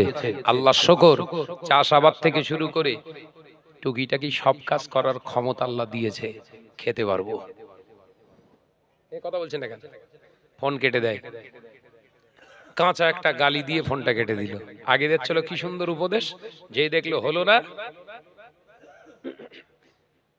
খারাপ একটা গালি দিয়ে কেটে দিল। এই মুখ খারাপ করা কার লক্ষণ? ও যদি জানতো জীবনে মুখ খারাপ করতো, বিশ্বনবী বললেন আয়াতুন নেফাকুস সালাসা। বিশ্বনবী আরেকটি হাদিসে বললেন আয়াতুন নেফাকু আরবা। মুনাফিকদের চারটে বৈশিষ্ট্য। এক নাম্বার কথায় কথায় মিথ্যে কথা বলবে। দ্বিতীয় নাম্বার আমানতের খেয়ানত করবে। তৃতীয় নাম্বার ওয়াদা করলে ওয়াদা খেলাফ করবে। চতুর্থ নাম্বার না পারলে গালি দেবে। না পারলে জোরে বল না রে বাপ। যখন শাহনাজের সঙ্গে পারে না তখন অস্ত্র কি এর বাচ্চা তার বাচ্চা সের বাচ্চা, না আমি মানুষের বাচ্চা। হযরতে বেলাল রাদিয়াল্লাহু তাআলা কে বোঝাচ্ছে কেন জানের রিস্ক নিচ্ছিস, ছেড়ে দে না। মুহাম্মদ সাল্লাল্লাহু আলাইহি ওয়াসাল্লামকে নবী বলে মানলে কি পাবি তুই? এখানে থাকলে সব পাবি। যুবকেরা, ছেলেরা, বাচ্চারা, পর্দানশীল মা বোনেরা, হযরতে বেলাল রাদিয়াল্লাহু তাআলা আনহু বলেছিলেন না না না, আপনারা আমায় মেরে ফেলেন, আমার যতক্ষণ জান এই দেহের ভিতরে থাকবে, যতক্ষণ জানটা দেহের ভিতরে রাখবে মহান সেই রব্বুল আলামিনকে এক বলে মেনে নেব। আমার অন্য কিছুই দরকার নাই। আমার রবকে আমি ডেকে আমার অন্তরে আমি যতটা প্রশান্তি লাভ করি, তামাম পৃথিবীর ধন সম্পদ দিয়ে এই প্রশান্তি আমার জীবনে কোনোদিন আসতে পারে না। একবার জোরে হবে না? একটু জোরে হবে না? আল্লাহ নাম আমরা ডেকে প্রশান্তি পাই? আল্লাহর নাম ডেকে মনে অন্তরে শান্তি আনতে পারেন? আনবেন কি করে? খাচ্ছেন হারাম। কি জ্বালা বলেন, ওয়াজ বুঝতে পারে না। খাচ্ছেন হারাম, বউরে পাঠাচ্ছেন বন্ধন গ্রুপের লোন আনতি, আর তা সেই টাকা দিয়ে মাছ এনে ভাজা করে খাচ্ছেন, ভেতরে তো এমনি ভাজা হয়ে গেছে। কথা বলে না তো।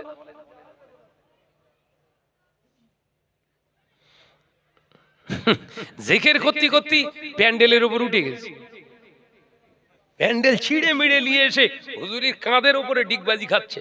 তার মানে কি এসব হারামের আসার, শয়তানের বাঁদর খেলা চলতেছে। কথা বুঝতে পারছেন না? এই দেখেননি বাংলাদেশে হচ্ছে, জিকির করছে, জিকির করলে এরকম হয়, হেরা এক্সারসাইজ করছে এরা। শয়তান বলছে আমার আরো রূপ আছে, এরপরে আরো রূপ দেখবি। আমি শয়তান, আমার রূপের শেষ নেই।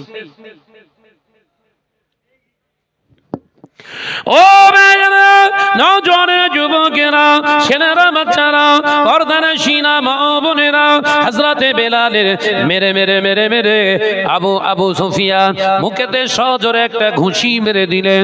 আল্লাহ নবী সাহাবী মুখ ফেটে দাদ্দা দাদ্দা দাদ্দা করে রক্ত ঝরতে লাগলেন। হযরতে বেলাল রাদিয়াল্লাহু তাআলা আনহু কাঁদতে লাগলেন, আল্লাহর কাছে সবরের দোয়া চাইতে লাগলেন। এ নওজোয়ানেরা, দিনের পর দিন, রাতের পর রাত উৎপীড়ন নিপীড়ন না এতে হবে না।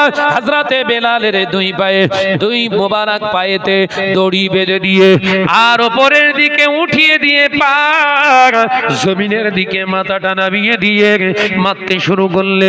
হযরতে বেলাল জবান দিয়ে তারপরে আঘাত আঘাত শব্দটা যখন ব্যবহার করে, আল্লাহ এক, আল্লাহ এক, আল্লাহ এক যতবার বলছে, না না না, গালটাকে দুই দিক দিয়ে হাত দিয়ে ফাঁক করে ধরে জবানটাকে বার করলেন টেনে। গরম আগুনের কয়লা দিয়ে হযরতে বেলালের জবান মোবারকে সেকা দিয়ে দিলেন। ওই জবান দিয়ে তো আল্লাহর নামটাকে, ওই জবান দিয়ে যেন আল্লাহর নামটা না বার করতে পারে, হযরতে বেলালের জবানের গোড়ার কাছে সেকা দিয়ে দিলেন।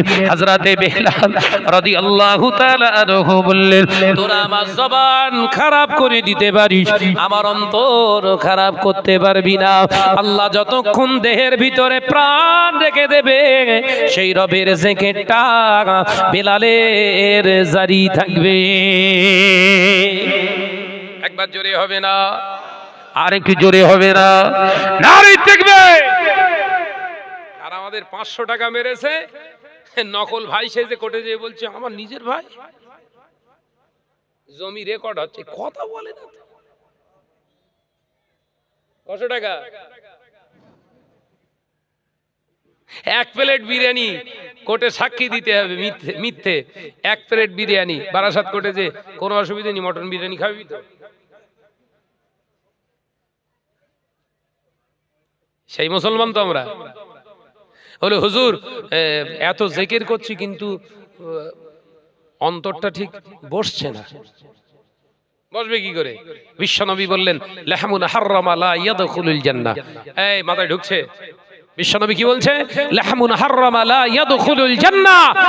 যারা হারাম খেয়ে শরীরের ভিতরে গোশত তৈরি করেছো, আমি বিশ্বনবী জানিয়ে দিলাম লা ইয়াদখুলুল জান্নাহ, কশিনকালে ওই গোশত জান্নাতে যাবে না। কার কথা এটা? নামাজে কেন মন বসে না বুঝতে পারতেছে না? ভেতরে পাহাড় তৈরি করে ফেলেছো হারামের। ও নজরেরা, যুবকেরা, রাউতাড়ার মুসলমানেরা, পর্দারাশিনা মা বোনেরা, শুনে রেখে দিয়ে জেনে রেখে দি, আল্লাহ নবী দয়ার নবী রাহমাতাল লিল আলামিনের সাহাবী হযরতে বেলাল রাদিয়াল্লাহু তাআলা আনহু হুজুরকে নামিয়ে নিলেন। নামিয়ে নিয়ে বেত্রাঘাত করতে লাগলেন। কিল চড় ঘুষি ইচ্ছা মতো মেরে বেহুশ করে দিয়েছে। হযরতে বেলাল রাদিয়াল্লাহু তাআলা আনহু দুটো কদম মোবারকে দড়ি বেঁধে ইহুদির বাচ্চারা টানতে টানতে আল্লাহ নবীর সাহাবীকে টেনে টেনে গরম বালুর আসো ওই কাকরের উপর দিয়ে নিয়ে যেতে লাগলেন। হযরতে বেলাল মার খেয়ে খেয়ে বেহুশ হয়ে যায়। জ্ঞান যখন ফেরে আবার হযরতে বেলাল আল্লাহর জিকিরে মগ্ন হয়ে যায়। আরো জোরে বলুন সুবহানাল্লাহ। ও রাউতাড়ার মুসলমানেরা, আল্লাহ আমাদের ধন সম্পদ দিয়েছে, আল্লাহ আমাদের টাকা পয়সা দিয়েছে, একটু আগে থেকে স্বচ্ছতা আল্লাহ দান করেছে। আগে যখন অভাব ছিল, মসজিদে আযান হলে কি ঠান্ডা কি গরম কি বর্ষা নামাজ আদায় করত।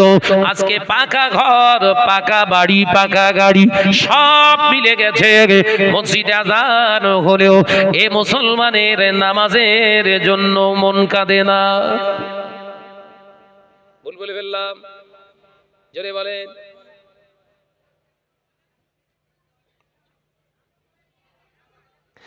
और जोरना हजरत बिलाल রাদিয়াল্লাহু তাআলা আনহু টেনে টেনে টেনে টেনে গরম বালুর রাশির উপরে চার হাত পা চতুর্দিকে বিছিয়ে দিয়ে চিৎ করে ফেলে বড় একটা প্রস্তর খণ্ড বুকের উপরে চাপিয়ে দিয়েছে।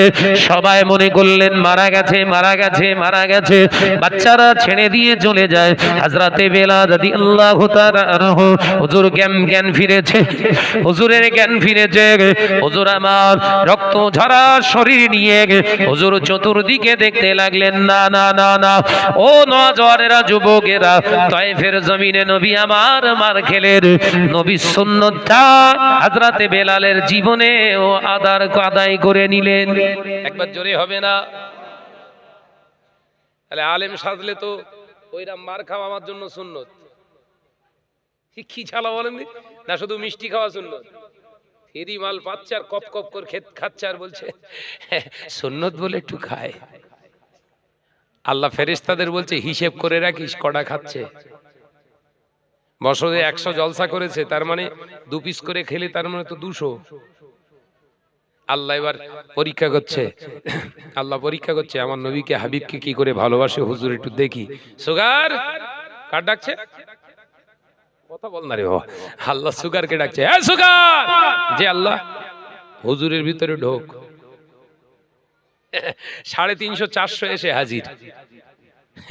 রাউতাড়ায় জলসা এসছে, আবার সেই 2 পিস 10 টাকা দামের পিস নলেল গুড়ের ওই এনে দিয়েছে। ভাইজান সেই সুন্নত নে চল যা, ভাইজান সুন্নত। 450 সুগার পাকাও মেরতেছে, চল যা। আল্লাহ বলছে হ্যাঁ, তখন বললি সুন্নত, এখন আবার কি হলো? Just for limit your life, nothing cross.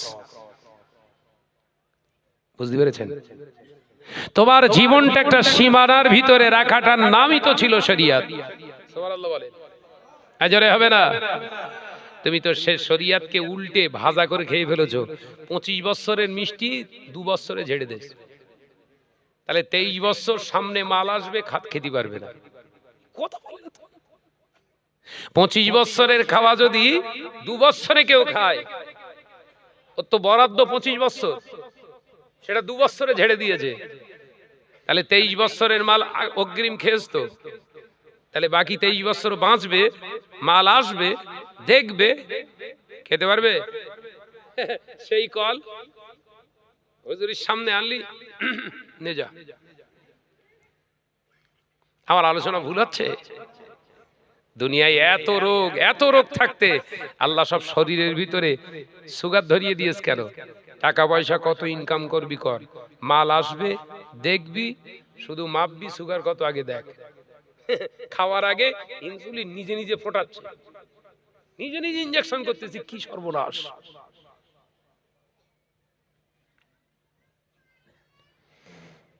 শরিয়াত একটা লিমিট, শরিয়াত হলো একটা লিমিট, একটা এরিয়া, একটা প্রাচীর। সেই প্রাচীর এরিয়াকে যদি তুমি ভেঙে চূর্ণ বিচূর্ণ করে দাও, ও ক্ষতি তুমি নিজেই পড়ে গেছো, নিজেই ক্ষতিগ্রস্ত হয়ে গেছো। আগামী দিনে ওই ক্ষতি উপলব্ধি তোমার জীবনে বেঁচে থাকা অবস্থায় তুমি উপলব্ধি করতে পারবে যে কি ভুল কাজ করেছি। দাঁত যখন ভালো ছিল এমনি বুট খায় না, কাঁচা বুট চিবিয়ে খাচ্ছে, উড় গেলে আছে। আর যেই 45 বছর হয়েছে, সামনে দুটো ঠাড়াস করে পড়ে গেছে, এখন মেয়ে গোস্ত নরম করতেছে, বলছে মা হবে না, বেঁধে যাবে। আমি কি ভুল বলতেছি নাকি? ও নওজওয়ানেরা, যুবকেরা, ছেলেরা, বাচ্চারা, পর্দানশীনা মা ও বোনেরা, হযরতে বেলাল রাদিয়াল্লাহু তাআলা আনহু আবার টেনে টেনে নিয়ে আসলেন। কাপ্পারে কুরাইশেরা উমাইয়া ইবনে খলবের বাড়িতে নিয়ে চলে আসলেন। আবার মাস শুরু করে দিয়েছে। হযরতে বেলাল চিৎকার করে আঘাত করে। ও নওজওয়ানেরা, যুবকেরা, হযরতে সিদ্দিক আকবর রাদিয়াল্লাহু তাআলা আনহু হযরতে বেলালের কান্নার আওয়াজটা, চিৎকারের আওয়াজটা শুনতে পেলেন। সিদ্দিক আকবর হযরতে আবু বকর সিদ্দিক রাদিয়াল্লাহু তাআলা আনহু শুনতে পেয়ে হযরতে আবু বকর সিদ্দিক রাদিয়াল্লাহু তাআলা আনহু উমাইয়া ইবনে খলবের পাঁচিলের ভিতরে ডিঙিয়ে ঢুকে গেলেন। এই উমাইয়া ইবনে খলব, তুমি মানুষের উপরে জুলুম করো কেন? তোমার গোলাম যদি তোমার আনুগত্যে না চলে, তোমার গোলাম যদি কৃতদাস যদি তোমার কথা অনুযায়ী না চলে, তুমি তাকে বিক্রি করে দাও, রেখো না। উমাইয়া ইবনে খলব বললেন, এর মতো এইরকম হতভাগা কপাল ফাটা এত কালো কদাকার গোলামকে কে খরিদ করবে? হযরতে আবু বকর বললেন, ও উমাইয়া ইবনে খলব, আমি আবু বকরকে খরিদ করে নিলাম। জোরে হবে না? জোরে হবে না? হযরতে আবু বকর বললেন, ঠিক আছে রে ভাই, খরিদ করি আমি নিচ্ছি, কেউ নেবে না তো, আমি নিলাম। সুবহানাল্লাহ বলে। হযরতে বেলাল রাদিয়াল্লাহু তাআলা আনহু খুন মাখা শরীরটা নিয়ে রাসূলুল্লাহর দরবারে যে হাজির হয়ে গেলেন। আল্লাহ নবী দয়ার নবী রাহমাতাল লিল আলামিনের দরবারে এসে হাজির হয়ে গেল। হযরতে বেলালের চেহারা দেখে আল্লাহ নবী উঠে দাঁড়িয়ে পড়লেন। সাহাবায়ে কেরামেরা অবাক হয়ে গেলেন। আল্লাহ নবী বললেন, ও আমার সাহাবীরা, দেখো তোমাদের ভাই বেলাল এসেছে। তোমাদের বেলাল ভাই এমনই একজন মুসলমান, জীবনের থেকে ঈমানের মর্যাদা তার কাছে অনেক বেশি। একবার জোরে হবে না? একবার জোরে হবে না? ও নওজওয়ানেরা, যুবকেরা, ছেলেরা, বাচ্চারা, হযরতে বেলাল রাদিয়াল্লাহু তাআলা আনহুকে বলেছিলেন, ও আমার সাহাবীরা, আমার বেলাল তোমাদের ভাই বেলালকে খবরদার কেউ কোনো কথা বলবে না। বেলাল ঈমানের জন্য, ইসলামের জন্য, নবীর জন্য, কোরআনের জন্য তার জীবনের পরোয়া করে না। তাই আমার বেলাল সদা সর্বদা আমি রাসূলুল্লাহর কাছে থাকবে। ও নওজওয়ানেরা, যুবকেরা, ছেলেরা, বাচ্চারা, আল্লাহ নবী দয়ার নবী রাহমাতাল লিল আলামিন মদিনার জমিনে তো চলে এলেন। আল্লাহ নবী নবী মদিনার মসজিদুন নবী শরীফে এসে যখন মসজিদুন নবী শরীফ বানিয়েছিলেন, আল্লাহ নবী দয়ার নবী রাহমাতাল লিল আলামিন বলেছিলেন, ও আমার সাহাবীরা, ও আমার সাহাবারা, আমি নবী বলছি এই মদিনার মসজিদুন নবী শরীফের মুয়াজ্জিন কে হবে বলো? সাহাবায়ে কেরামেরা সবাই হাত ওঠালেন, মুয়াজ্জিন হতে চায়, ইয়া রাসূলুল্লাহ হাবিবাল্লাহ মুয়াজ্জিন হতে চায়। আল্লাহ নবী তাকিয়ে দেখলেন সবাই মুয়াজ্জিন হবে বলে হাত ওঠালেন, কিন্তু হযরতে হাবশী বেলাল কালো, হযরতে হাবশী বেলাল রাদিয়াল্লাহু তাআলা আনহু হাত ওঠালেন না। হুজুর আমার ঝরঝর করে কাঁদছে। আল্লাহ নবী জিজ্ঞাসা করলেন, ও বাবা বেলাল, ও আমার সাহাবী বেলাল, সবাই হাত ওঠালো, তুমি কেন হাত ওঠাও না? হযরতে বেলাল ঝরঝর করে কাঁদতে লাগলেন, ইয়া রাসূলুল্লাহ হাবিবাল্লাহ, ইয়া রাসূলুল্লাহ হাবিবাল্লাহ, আমার ভাইরা সাহাবায়ে কেরামেরা সবাই দেখতে ভালো, বংশ তাদের ভালো, তাদের চেহারা সুন্দর, দেখতেও ভালো, আল্লাহ আমাকে কালো বানিয়েছে, কদাকার করছে, আমি বেলাল কি করে হাত ওঠাই মুয়াজ্জিন হওয়ার জন্য বলেন? আল্লাহ নবী বললেন, বেলাল তুমি ঠিক বলেছো, তুমি হলে সবার থেকে কালো, তুমি হলে সবার থেকে কালো, সবাই আমার সাহাবীরা দেখতে ভালো, সবার বংশ ভালো, ও বাবা বেলাল, কিন্তু আমি নবী দেখতে পাই, আমি নবী দেখতে পাচ্ছি সবাই দেখতে ভালো, সবার চেহারা ভালো, আমার বেলাল হলো কালো, কিন্তু মুয়াজ্জিন হওয়ার দিক থেকে সবার থেকে আমার কালো বেলালই ভালো। একবার জোরে হবে না? অতগুলো সাহাবাই কেরামদের সামনে থেকে রাসূলুল্লাহ চুজ করলেন কাকে? হযরতে হাবশী বেলালকে। বিশ্বনবী বললেন, আমার মসজিদুন নববী শরীফের বেলাল শুধু মুয়াজ্জিন নয়, তামাম কায়নাতে, তামাম পৃথিবীতে যত মুয়াজ্জিন হবে দুনিয়ার জমিনে কিয়ামত পর্যন্ত সবার সরদার হলো আমার বেলাল। একবার জোরে বলেন। জোরে বললেন না? নবী কি দেখেছিলেন, গায়ের রং না ভেতর? আজকে দুটো একটা কেলো মোল্লা, কেলো এলাকায় ওয়াজ নসিহত মাইক ধরে এমন নসিহত করতে চায়, ভেতরে শুধু অহংকার তাকাব্বারি আর কিছু নাই, ভেতরে অহংকার তাকাব্বারি ছাড়া আর কিছু নাই। কেলো মোল্লার কথা শুনলে মনে হয় তামাম পৃথিবীতে যত আলেম হাফেজ কারি মাওলানা মুফতি আছে ওর ধারে আর কেউ ঘেঁষতে পারে না। কথা বলছেন না কেন? केलो मुने करे हमसे बड़ा कोई नहीं है, ऐसा केलो तो ऊपर भी कालो भी अंदर भी ये काले है। কথা বলছেন না কেন? ऐसा काला वो बाहर भी काला है अंदर भी काला है। বুঝতে পারছেন তো নাকি? এইরকম ব্যক্তি যদি নিজেকে ভালো দাবি করে, এরে ভালো বলবেন না, সত্যিই কালো। ওই জন্য নাম রেখেছি কেলে। উপহাস করিনি, অরিজিনাল ওর জন্যটা প্রযোজ্য।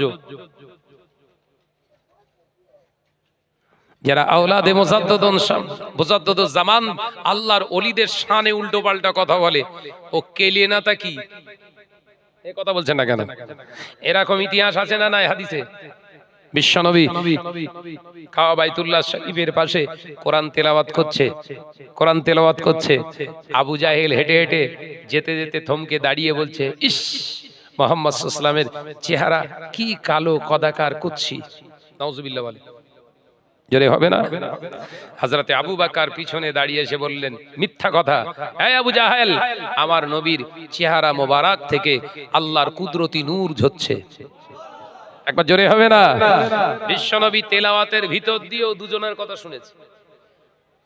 বিশ্বনবী দুটো ব্যক্তির কথাই শুনলেন, সিদ্দিক আকবর, হযরতে সিদ্দিক আকবর আবু বকর সিদ্দিকের কথা আর হযরতে বেলালের কথা শুনে বললেন, ঠিক বলেছো আবু বকর, তুমিও ঠিক বলেছো, আর আমার চাচা এই আবু জাহেলটাও ঠিক বলেছে। ভাই কিরম হলো? একজন বলল কালো আর একজন বলল নূর, জ্যোতি, তাহলে ঠিক হলো? আল্লাহ নবী সাহাবী বললেন, সিদ্দিক আকবর বললেন, ইয়া রাসূলুল্লাহ, এটা কেমন ঠিক বুঝতে পারলাম না। আল্লাহ নবী জানিয়ে দিলেন, বাবা আবু বকর, ও ও আবু বকর, শুনে রেখে দাও, জেনে রেখে দাও, আমার চাচা আবু জাহেল, এ আবু জাহেলটা আল্লাহকে আল্লাহ বলে মানে না, নবীকে নবী বলে মানে না, আল্লাহর দ্বীনকে বিশ্বাস করে না, শরীয়তকে বিশ্বাস করে না, তাই ওর ভিতরে ঈমান নাই।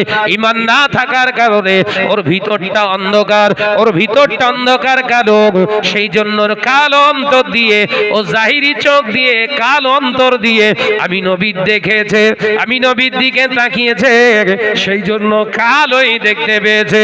ও বাবা আবু বকর, আল্লাহর প্রতি ঈমান এনেছো, রাসূলকে এক বলে বিশ্বাস করেছো, আল্লাহকে এক বলে মেনে নিয়েছো, নবীকে নেতা বলে মেনে নিয়েছো, আখিরাতকে বিশ্বাস করো, জান্নাত জাহান্নামকে বিশ্বাস করো, আল্লাহর হাসরকে বিশ্বাস করো, ফেরেশতাদের বিশ্বাস করো, তোমার ভিতরে আল্লাহ পাক ঈমানি নূর দিয়েছে, তুমি ঈমানি নূরের ভিতর দিয়ে আমি মুহাম্মদ সাল্লাল্লাহু আলাইহি ওয়াসাল্লামকে তুমি যে চোখ দিয়ে দেখেছো, ওটা হলো ঈমানি নূরের চোখ দিয়ে, তাই আমাকে তুমি আলোই দেখেছো। একবার জোরে হবে না? একবার জোরে হবে না? তাহলে মুজাদ্দিদুল জামানকে যারা হারামখোর হারামখোর হারামখোর ফতোয়া দিয়ে এসেছিল, আসলে আওলাদে মুজাদ্দিদুল জামান হারামখোর না, আসলে সে নিজে। কথা বলে না। আমরাই প্রতিষ্ঠান চালাই, আমরাই মাদ্রাসা চালাই, আমাদের মতো আর কেউ নাই, আমাদের মতো সমাজসেবী কেউ নাই। আমি অনিন হল, আমি হলাম অনিন হল, আমি হলাম সর্বসর্বা। ও মিশরের আল আজহার বিশ্ববিদ্যালয়কে ওভারটেক করে সমাজের বুকে প্রতিষ্ঠিত করতে চাইছে, তার মানে এর দ্বারা প্রমাণ হলো ওর ভিতরে কালো বাসা বেঁধেছে না আলো। অহংকার মানেই তো কালো। এখন ও যদি আমাদের চোখে সাজতে যায় ভালো, তাহলে ওর নাম রাখতে হবে কেলে। কি নাম? কথা বলে না তো। ওর নাম কি? কেলে। কেলে সৃষ্টিকে অনেহা করিনি, ওর ভেতরের রহস্য তো উন্মোচন হচ্ছে। আপনারা রাগ করছেন না তো? যে আমার নজনের যুবকেরা, ছেলেরা, বাচ্চারা, যে আজকে মুসলিম সমাজ শেষ হয়ে যাচ্ছে এক শ্রেণীর এইরকম কেলিয়ে মার্কা বক্তাদের কারণে। এই কথা বলছেন না কেন? জোরে বলেন। আমার দাদা পীর কি সুন্দর করে সাজিয়ে রেখে গিয়েছিলেন বাগান, সেই বাগানকে তছনছ করে ফেলার পরিকল্পনা চলছে। কথা বলছেন না কেন? তাই এদের থেকে আমাদের বাচ্চাদের আমাদের সাবধান হওয়ার দরকার আছে না নাই? এই জোরে বলেন। ও নজনেরা, যুবকেরা, ছেলেরা, বাচ্চারা, পর্দানাশীরা, মা বোনেরা, হযরতে বেলাল রাদিয়াল্লাহু তাআলা আনহু আল্লাহ নবীকে বললেন, ইয়া রাসূলুল্লাহ, হাবিবাল্লাহ, আমি মুয়াজ্জিন হওয়ার যোগ্যতা আমার নাই, কারণ আমার জবান হলো তোতলা, আমার জবানটা হয়ে গেল তোতলা। আল্লাহ নবী বললেন, মায়ের গর্ভে থেকে তুমি কি তোতলা? ছোট থেকেই কি তুমি তোতলা? না ইয়া রাসূলুল্লাহ, হাবিবাল্লাহ, আপনাকে নবী বলে মানার কারণে, আল্লাহকে এক বলে মেনে নেওয়ার কারণে উমাইয়া ইবনে খালফ আমার জবানটা টেনে ধরে আগুনের সেকা লাগিয়ে দিয়েছিল, যেন এই জবান থেকে আমার নবী আর আমার আল্লাহর নামে জিকির না করতে পারি। আল্লাহ নবী ওই সময় বলেছিলেন, বেলাল তুমি একবার আমার কাছে এসো, আমার কাছে এসো। হযরতে বেলাল রাদিয়াল্লাহু তাআলা আনহু নিজের কাছে ডেকে নিলেন নবী। আল্লাহ নবী বললেন, বাবা বেলাল, একবার জবানটা খোলো দেখি মামা, একবার জবানটা খোলো। সাহাবায়ে কেরামের অবাক হয়ে আছে, আল্লাহ নবী কি করতে চান? আল্লাহ নবী কি করতে চান? আল্লাহ নবী সাহাবী হযরতে বেলাল জবান মোবারকটা বার করলেন। আল্লাহ নবী নিজের জবান মোবারকের লালা মোবারকটা, থুতু মোবারকটা শাহাদাত আঙ্গুলে নিয়ে ক্ষত জায়গায় লাগিয়ে দিয়ে বললেন, ও বাবা বেলাল, যাও যাও যাও, আযান হেঁকে দাও। হযরতে বেলাল রাদিয়াল্লাহু তাআলা আনহু আযান হেঁকে দিয়েছে। ইয়া রাসূলুল্লাহ, হাবিবাল্লাহ, আমি কোন দিকে ফিরে আযান দেব? ও আমার বেলাল, কাবার দিকে ফিরে আযান দাও। না ইয়া রাসূলুল্লাহ, হাবিবাল্লাহ, আপনি বসে আছেন, আমি পিছনে হেঁটে আসি। হুজুর পিছন থেকে আপনাকে সামনে নিয়ে আল্লাহর খানায় কাবাকে সামনে নিয়ে আমার নবীকে দেখতে দেখতে আমি আমি আজান দিতে যাই। একবার জোরে হবে না? একবার জোরে হবে না? হযরতে বেলাল আজান হেঁকে দিয়েছে, হযরতে বেলালের আজান শুরু হয়ে গিয়েছে। আল্লাহু আকবার, আল্লাহু আকবার, আল্লাহু আকবার, আল্লাহু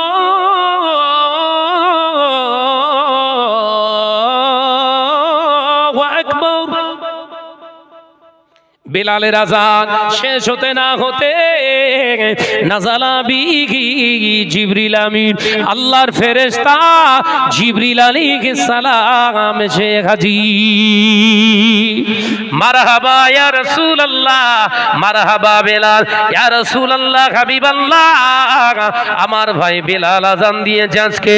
আমি জিবরিল আমিন ৭তম আসমানে দাঁড়িয়ে দাঁড়িয়ে বেলাল ভাইয়ের আজানটা শুনতে পেলাম। জোরে হলো কই? আর একটু ঝেড়ে হলো কই?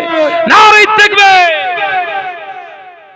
হযরতে বেলাল আজান দিচ্ছে খালি গলায়, মাইক না। আজান কোথায় গেছে? ৭তম আসমানে। হযরতে বেলালের আজান শুনে জিবরাইল মারহাবা দিতে এলেন, ওয়েলকাম দিতে এলেন। ও ভাই বেলাল, আপনার আজানটা, ইয়া রাসূলুল্লাহ, হাবিবাল্লাহ, ভাই বেলালের আজানটা আল্লাহর খুব পছন্দনীয় আজান হয়েছে। সুবহানাল্লাহ বলেন। আজরে হবে না সুবহানাল্লাহ? এর অনেক লম্বা ইতিহাস কিতাবে এসেছে, একটু একটু করে বললে সারা রাত শেষ হয়ে যাবে, কিন্তু ঘটনা শুনে লাভ নেই। এখান থেকে নীতি কথাগুলো বের করে আপনাদের শোনাচ্ছে, অসুবিধা হচ্ছে নাকি? কালো তো ভালো, কালো তো জগতের আলো, কিন্তু টোটাল যদি হয় কালো, কথা বলে না। খানায় কাবার গেলাফ তো কালো, ওটা তো আরো ভালো। খানায় কাবার গেলাফ তো কালো, ও তো ভালো, কিন্তু তুই ম্যানটা কালো, তোর ওপরটা কালো হলেও ভেতরটা কর ভালো। কিন্তু দুটোই যদি হয় কালো, তুই তো আসলেই কালো। কথা বলে না। তাহলে কালোর উপহাস করলাম আমি, মূল টার্গেট ছিল কি? ভেতরের ময়লাগুলো সাফ করো। যত কালোই হোক আল্লাহ আপনাকে ভালো হিসাবে কবুল করবে। একবার জোরে বলেন। কারণ কালো বানিয়েছে তো আমার আল্লাহ। কালো পাঠানোর মালিক কে? আল্লাহ। তো কালোকে নিয়ে উপহাস করিনি। আরে কেলে, তোর ভেতরে আসলে অহংকার আছে ঢেলে। কথা বলেন এখানে। ওরে কেলে, তোর ভেতরে অহংকার আছে ঢেলে, ওগুলো আগে ভালো করে ওই বেলচা দিয়ে হোক আর যা দিয়ে পারিস ঝেঁটাটা দিয়ে ভালো করে আগে পরিষ্কার কর। কথা বুঝতে পারেননি? যে আমার নজনের যুবকেরা, হামসে বাড়া কই নেই হে, এই চিন্তা কাদের ভিতরে থাকে? একমাত্র ইবলিসের ভিতরে থাকে। আল্লাহ আমাদেরকে বোঝার তৌফিক দেন, বলুন আমিন। আর জোরে হবেন আল্লাহুম্মা আমিন, চিল্লে হবেন আল্লাহুম্মা আমিন। আল্লাহ এই সমস্ত ফিতনাবাজদের থেকে গোটা মুসলিম সমাজ তথা আমার মুজাদ্দিদুজ জামানের এই সিলসিলাকে আল্লাহ হেফাজত করেন, বলুন আমিন। আর জোরে হবেন আল্লাহুম্মা আমিন। 21, 22, 23 ফাল্গুনী সালে সওয়াব, সেই জন্য গাড়ি করার জন্য এই মোবাইলে অ্যাড দেওয়া হয়নি। 21, 22, 23 ফাল্গুনী সালে সব কে কে যাবে, এখান থেকে গাড়ি যাচ্ছে, ওখান থেকে গাড়ি যাচ্ছে, অ্যাড দেখেছেন কোনোদিন? কিন্তু এখন কোন একটা জায়গায় যাবে, সেই জন্য অ্যাড চালাচ্ছে, অমুক জায়গা থেকে গাড়ি যাবে 12 তারিখে, এই তারিখে যাবে, এই যাবে। কেন রে? কি চাইছিস? উদ্দেশ্য কি? মাকসাদ কি? আবার কিছু কিছু জায়গায় উক্তি করছে কি, আমরা প্রকৃত মুসলমান কিনা হক সেটা প্রমাণ করব। তার মানে ফুরফুরা সব না হক। ফুরফুরায় গিয়ে কি প্রমাণ করবি তুই? ফুরফুরা না হক, বাতিল, তুই গিয়ে ওখানে হক জাগাবি? যা, আদর করার জন্য সব হুজুররা আসে। কথা বলছেন না কেন? ফুরফুরাকে বদনাম করে করে 22 থেকে 24 বছরটা ধরে জ্বালিয়ে ফুরফুরার দুটো মুখ তৈরি করলি। এই কথা বলছেন না কেন? আমাদের কোনো ফুরুই মতবিরোধ নেই। ওয়াল্লাহি আল্লাহর কসম খেয়ে বলতে পারি, আমি এতদিন মুখ খুলিনি, এখন কেন মুখ খুলছি? এ দেখছি পুরো শরিয়ত জবাই করা শুরু করেছে। আগে জবাই করছে, এই তো কোরআন হাদিসকে জবাই করছে। এতদিন ওয়াজ শুনেছেন না, মহিলাদের কণ্ঠস্বর হারাম। এতদিন ওয়াজ শুনেছেন বাপ দাদুরা, 40 বছর ধরে ওয়াজ শুনেছেন হুজুর কেবলাদের, মহিলাদের ওপেন বসিয়ে মিটিং মিছিল আলোচনা করা যাবে না। শোনেননি না? শুনেছেন না? শোনেননি? তাহলে আগেকার ওয়াজ হুজুরদের ভুল ছিল? এই কথা বলছেন না কেন? ভুল ছিল। এ কোথাকারকে দুটো আমরা ভাতে দে নতুন ফতোয়া তৈরি করছে না? কোরআন শরীফ, বুখারী শরীফ ওই স্টেজে মজলিসে, ভরা মজলিসে করানো যাবে, কারণ যারা চাঁদা দিচ্ছে তাদের এটা রিকোয়েস্ট। তুই হুজুর হয়েছিস কি করতি? পায়খানায় মুখ চুপিয়ে বসে থেকে যা। এই কথা বলছেন না কেন? তুই যখন কোরআন হাদিসকে জবাই করে দিচ্ছিস সামান্য কটার টাকা চাঁদা তোলার জন্য, মহিলাদের ইজ্জত নিয়ে খেলা করছিস, মহিলাদের লজ্জাটাকে শেষ করে ফেলছিস, তোর মতো হুজুরের স্টেজে ওঠা না দরকার, অন্তত বাদাম টাদাম বিক্রি করে খেয়ে যা। বাদাম কোথায় বিক্রি হয় বেশি? পার্কে টার্কে, মেয়ে ছেলের হুড়ুড়ি হচ্ছে, ওর ভেতর ঢুকে যায়। এবার স্টেজে তুললি কেন? আমি কি ঠিক বলছি না ভুল বলছি? জোরে বলে। আমার ব্যক্তিগত কারুর বিরোধিতা করা চরিত্র নেই, পারবো না। আব্বাজান মেজলা হুজুর পীর কেবলার নীতি আদর্শ মেনে চলার চেষ্টা করি। হুজুর কেবলাকে নিয়েও কটূক্তি করা হয়েছে, করেছে না করিনি? মেজর হুজুর পীর কেবলার এলেম মুজাদ্দদুজ জামান বললেন, বাবা এই আরব সাগরে, এই মুম্বাইয়ে যখন প্লেন আপনার ওই জাহাজ ছেড়ে দিচ্ছে, বললেন বাবা এই দরিয়ায় আরব সাগরের দরিয়ায়, এই সমুদ্রে এলেমের জাহাজকে, তার মানে মেজলা হুজুর পীর কেবলা আব্বাজানকে ভাসিয়ে দিলাম। একবার জোরে বলে, জোরে হবে না? সেই মেজলা হুজুর পীর কেবলাকে নিয়ে বলা হলো এলমের কলসি। নাউজুবিল্লাহ বললেন না যে? আল্লাহ ওয়ালাদের বিরুদ্ধে যারা কথা বলে, আল্লাহ বলছে ওদের সঙ্গে জেহাদ আমার। আল্লাহর ওলিদের বিরুদ্ধে যারা কথা বলে, ওদের বিরুদ্ধে জেহাদ করবে, বলছে আল্লাহ আমার সঙ্গে সে জেহাদের জন্য প্রস্তুতি গ্রহণ করুন। তাই আমাদের সচেতন হতে হবে ভাই। কেউ যদি বলে আপনার ছেলেটাকে ব্যারিস্টার বানাবো, আপনার ছেলেটাকে উকিল বানিয়ে দেবো, আপনার ছেলেটাকে বিরাট শিক্ষিত বানিয়ে দেবো, আপনি বলবেন ভাই যা বানাচ্ছিস ঘরে যেয়ে বানাগে যা, আমরা যা আছি আলহামদুলিল্লাহ ভালো আছি। কথা ঠিক না ভুল? জোরে বলে। আল্লাহ আমাদের সকলকে খাতেমা বিল খায়র নসিব করেন, বলুন আমিন। জোরে বলি আল্লাহুম্মা আমিন। একটু মহব্বতের সঙ্গে দরুদ। আল্লাহুম্মা সাল্লি আলা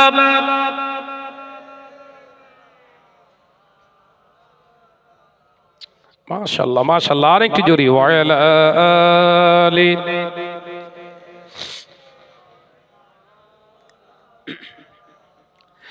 আল্লাহ আল্লাহ আল্লাহ আল্লাহ আল্লাহ আল্লাহ সুবহানাল্লাহ। আল্লাহ আল্লাহ আল্লাহ আল্লাহ আল্লাহ আল্লাহ সুবহানাল্লাহ। ইয়া রহমানু ইয়া রহিমু ইয়া মালিকু ইয়া কুদ্দুসু। আল্লাহ আল্লাহ আল্লাহ আল্লাহ আল্লাহ আল্লাহ সুবহানাল্লাহ। জমিন ও আসমান যা কিছু আছে, জমিন ও আসমান যা কিছু আছে, রবের নামে জিকির করে। জোরে হলো কই? আর একটু জোরে হবে না? কি জিকির করে? আল্লাহ আল্লাহ আল্লাহ আল্লাহ আল্লাহ আল্লাহ সুবহানাল্লাহ। রাতের আকাশে তারকারা ভাসে, রাতের আকাশে তারকারা ভাসে, তোমার নামে তাসবিহ পড়ে। জোরে হলো না, আর একটু জোরে হলো না।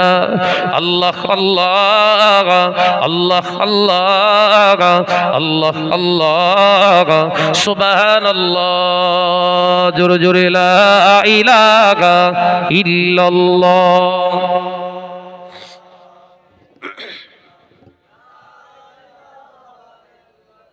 আসছে পাহাড়ের ঝরনা ঝরে ঝরে যায়, পাহাড়ের ঝরনা ঝরে ঝরে যায়, প্রভুর নামে তসবিহ পড়ে। জোরে হবে না, আর জোরে হবে না। উঠে একটু দাঁড়ায়, হুজুর কেবলা আসছে। নারায়ে তাকবীর, জোরে হয় না নারায়ে তাকবীর। আওলাদে মোজাদ্দেদ